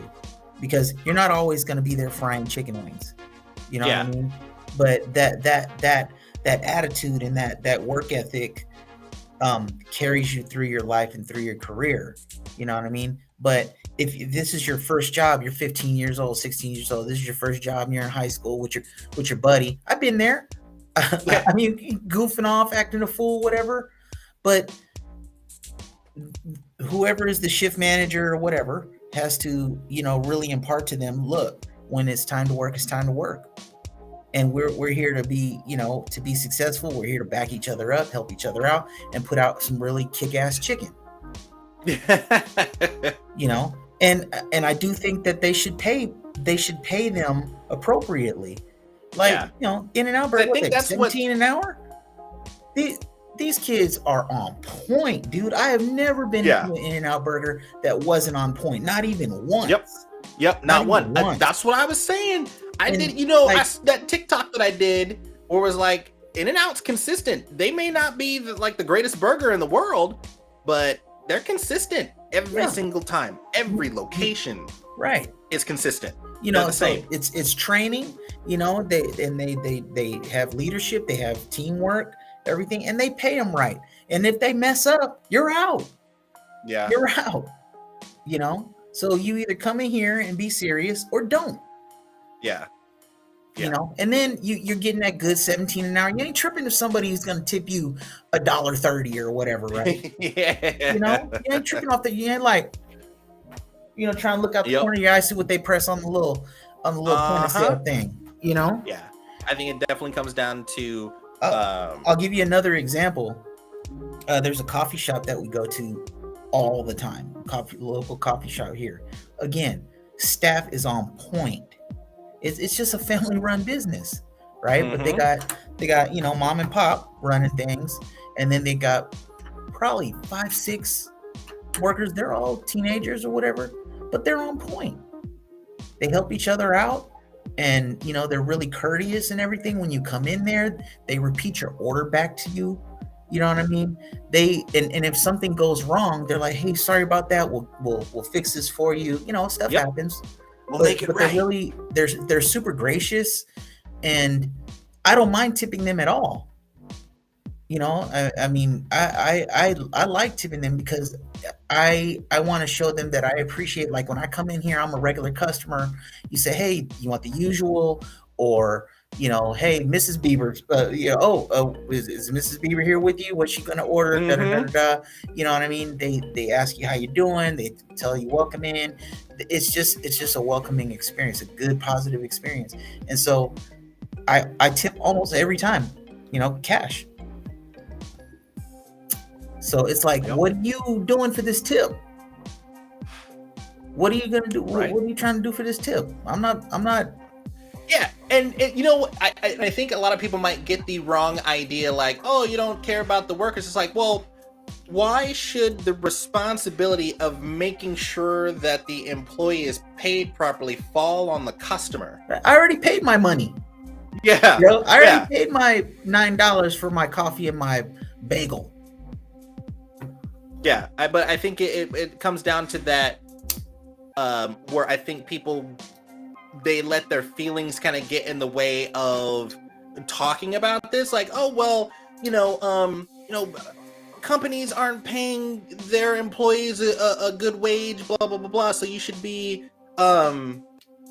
mindful of that and tip on these, pickup orders. And so then it's like, well, who says that? Why should the company not paying the employee a livable wage fall on the customer that's picking up the order? Picking up the you're order. Not sitting down. And you're not sitting down. Your coffee and all this kind of stuff. You're just picking it up. So they're back there. They're brewing the coffee, whatever, and they're just saying, they put it there with the receipt on the counter with your name on it, or they call your number and you pick it up, and then they say, oh, you gonna throw a little something in that jar, or whatever. Fuck out of here.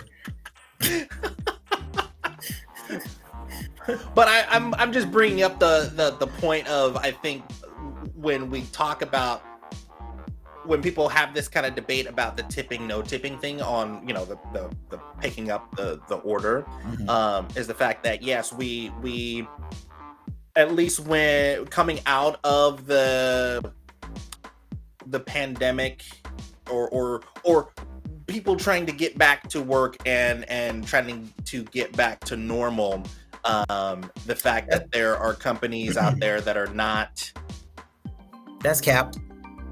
He said, that's cap. That's cap. Because especially now at the pandemic, at post-pandemic, the job market is hotter than it's ever been. Why can't you get a job? Well, there is also the argument that I've seen, is that it's not that, like, I've heard it, like, people don't want to work anymore. It's like, no, people are tired of being exploited for pennies on the dollar. Yeah. So pay your people. It's like, you need the help. Yeah. Pay your people. I mean, stop playing around. If you don't pay your people and they're not giving quality service, then you're going to lose your customer base. So you have to invest in your staff, invest in your business, train your staff, and then let's see if people are just naturally inclined to tip because they have had a positive experience at your establishment, at your restaurant, at your cafe, whatever. And they have they continue to have positive experiences. They Yelp about it. You want to get that extra 50 cents in that jar, or would you like a 5-star Yelp review?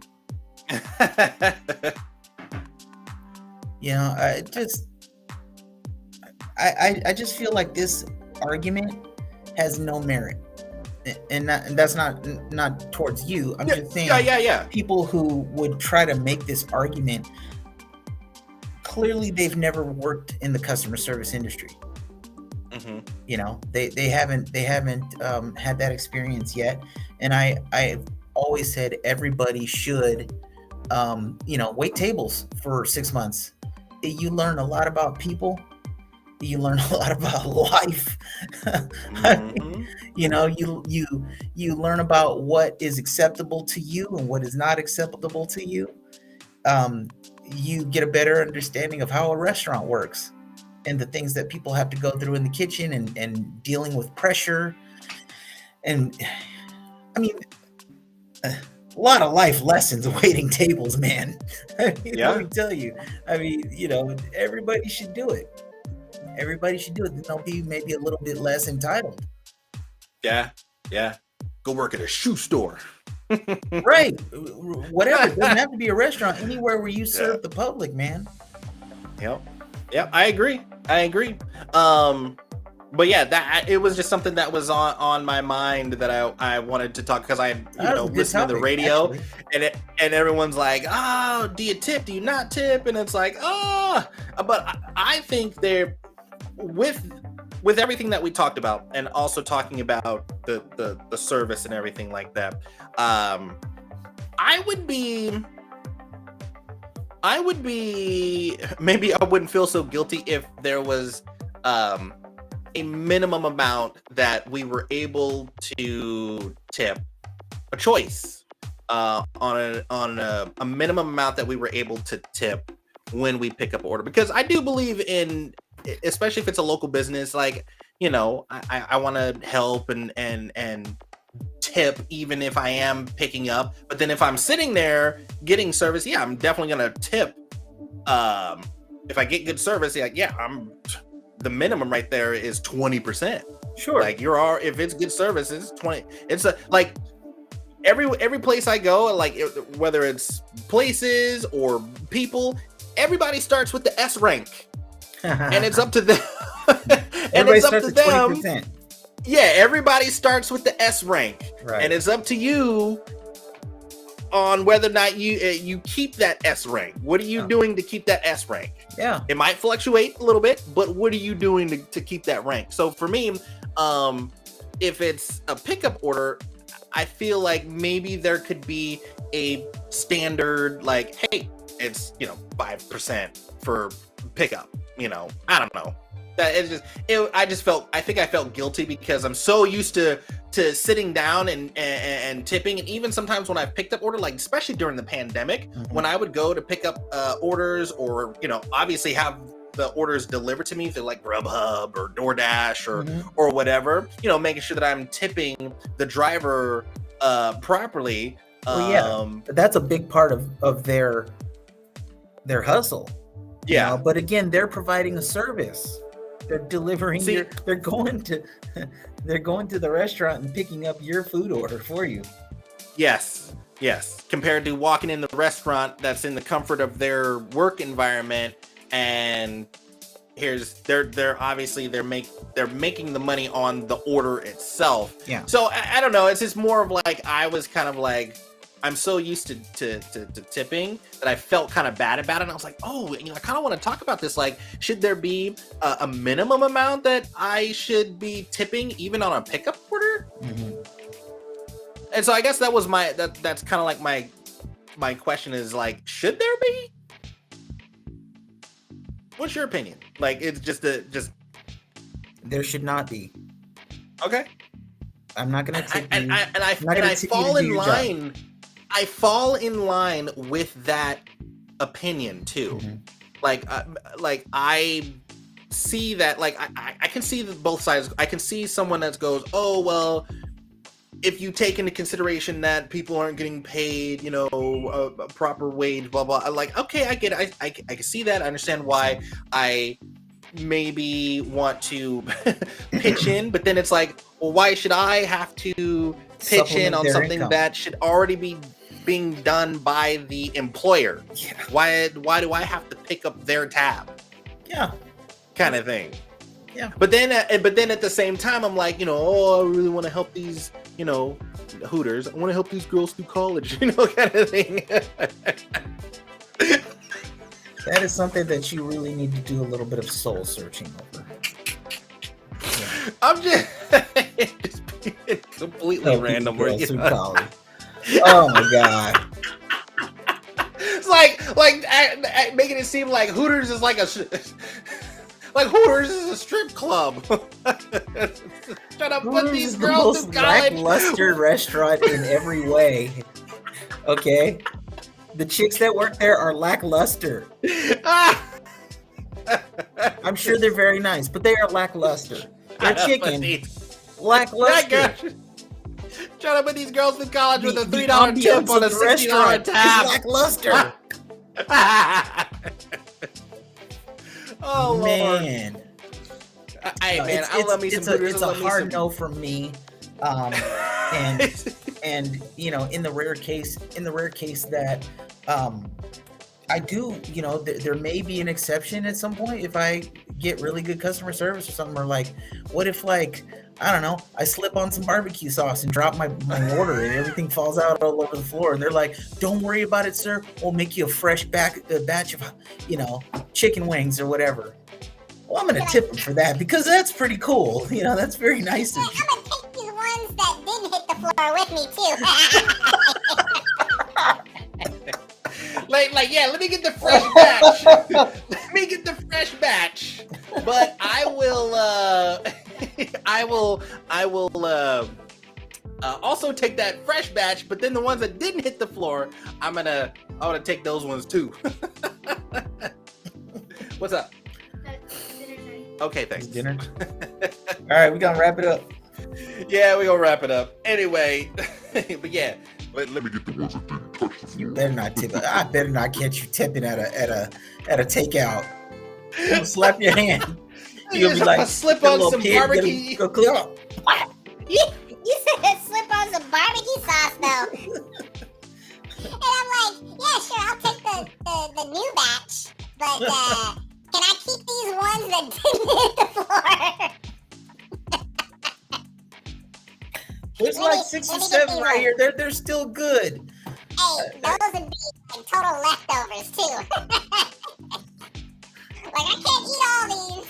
I can't eat all of them, but I'll take the ones that didn't hit the floor. Let me just wrap those up and save them for the next day. Let me get those fresh hot ones. Right. Fresh off the grill. What you eating tonight? That's a really great question, man. I have not prepared anything, so I really need to handle business before wifey comes, though. Okay. You better hook yourself up with some vitamin C up here on that cough, and I heard it in your chest. Right. Get some rest. I think we're gonna do some pasta tonight. Ooh, yum. I have no idea what we're doing tonight. So we'll see what happens. Anyway, yeah. So everybody that was watching, thank you so much. I see a couple people there over on Twitch. So thank you for tuning in. Appreciate you. You guys can find us every Tuesday for Just My Opinion, and sometimes Hooters and Denny's. I would tip the cook at Denny's. Huh? I would tip the cook at Denny's. Oh, hell yeah. Hell yeah. Yeah. The one that we go to. Yeah, hell Club yeah. Denny's. Hell yeah, Club Denny's. Y'all might see a TikTok on that one day. We'll see. We don't know. But we appreciate you guys for tuning in. This is just my opinion. Sometimes we watch videos. We talk about stuff. Oh, Ryan is still here. Ryan, you're still here. Hey, I appreciate you, man. So yeah, we appreciate everybody that was tuned in. Follow us on Facebook and Instagram. You guys can follow me on Facebook. It's just Trans Romance, but it's pretty much everything besides Instagram. On Instagram, it's Trans Romance 1, the number 1 on it. But everything else is Trans Romance. Twitter, Twitch, Steam, Discord, PlayStation, TikTok. Holla at your boy, Trans Romance. And then you can follow my boy Tom on Twitch and Instagram, DJ Groove Tonight. So we appreciate you guys. We always have a lot of fun doing this. We'll see you guys next Tuesday. And sometimes we have a very busy month this month. So if you guys if we're not able to do it, I'll probably rerun a show or a past stream or something like that. So, but next Tuesday we will probably be here back on everything. Yeah. So, and in my gaming schedule, I'll see you guys tomorrow personally.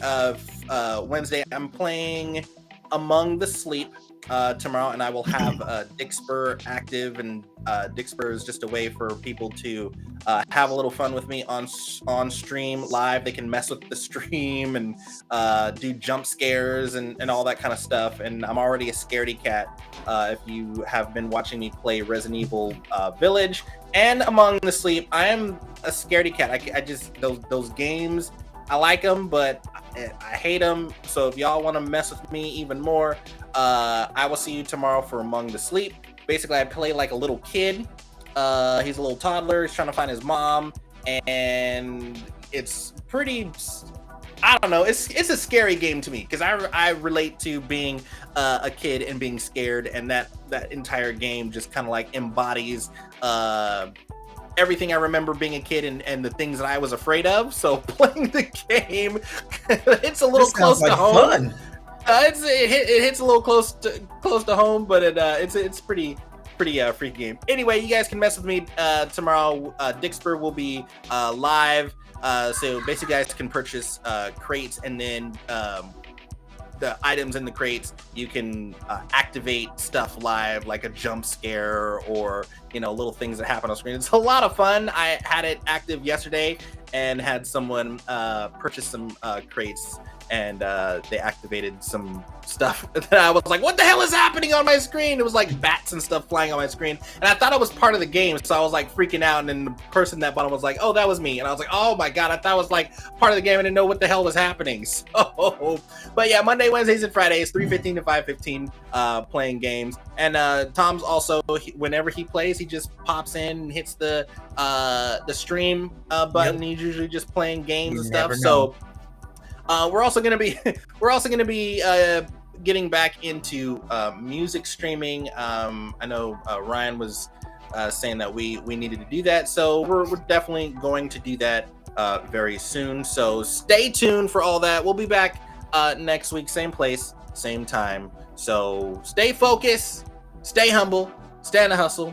Take care of yourselves, take care of each other, and of course, take care of the planet. It's your boy Trance Romance, aka Will, along with my co-host Groove Tonight, aka Tom. And we'll see you guys again very soon. In the meantime, between time, you know the drill. Sleep tight. Good night. Bye, everybody. Peace. Oh.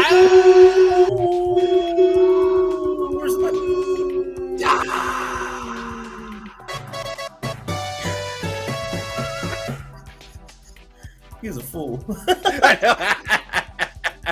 right, y'all, have a good one. I will see you tomorrow, 3:15. We're going to be playing Among the Sleep, and then we have our break on Thursday, and then we'll be back. Actually, I don't know if I'll be back Friday because I have a school dance, but either way, we will be back very soon. Thank you guys for watching. I'll see you again. Peace.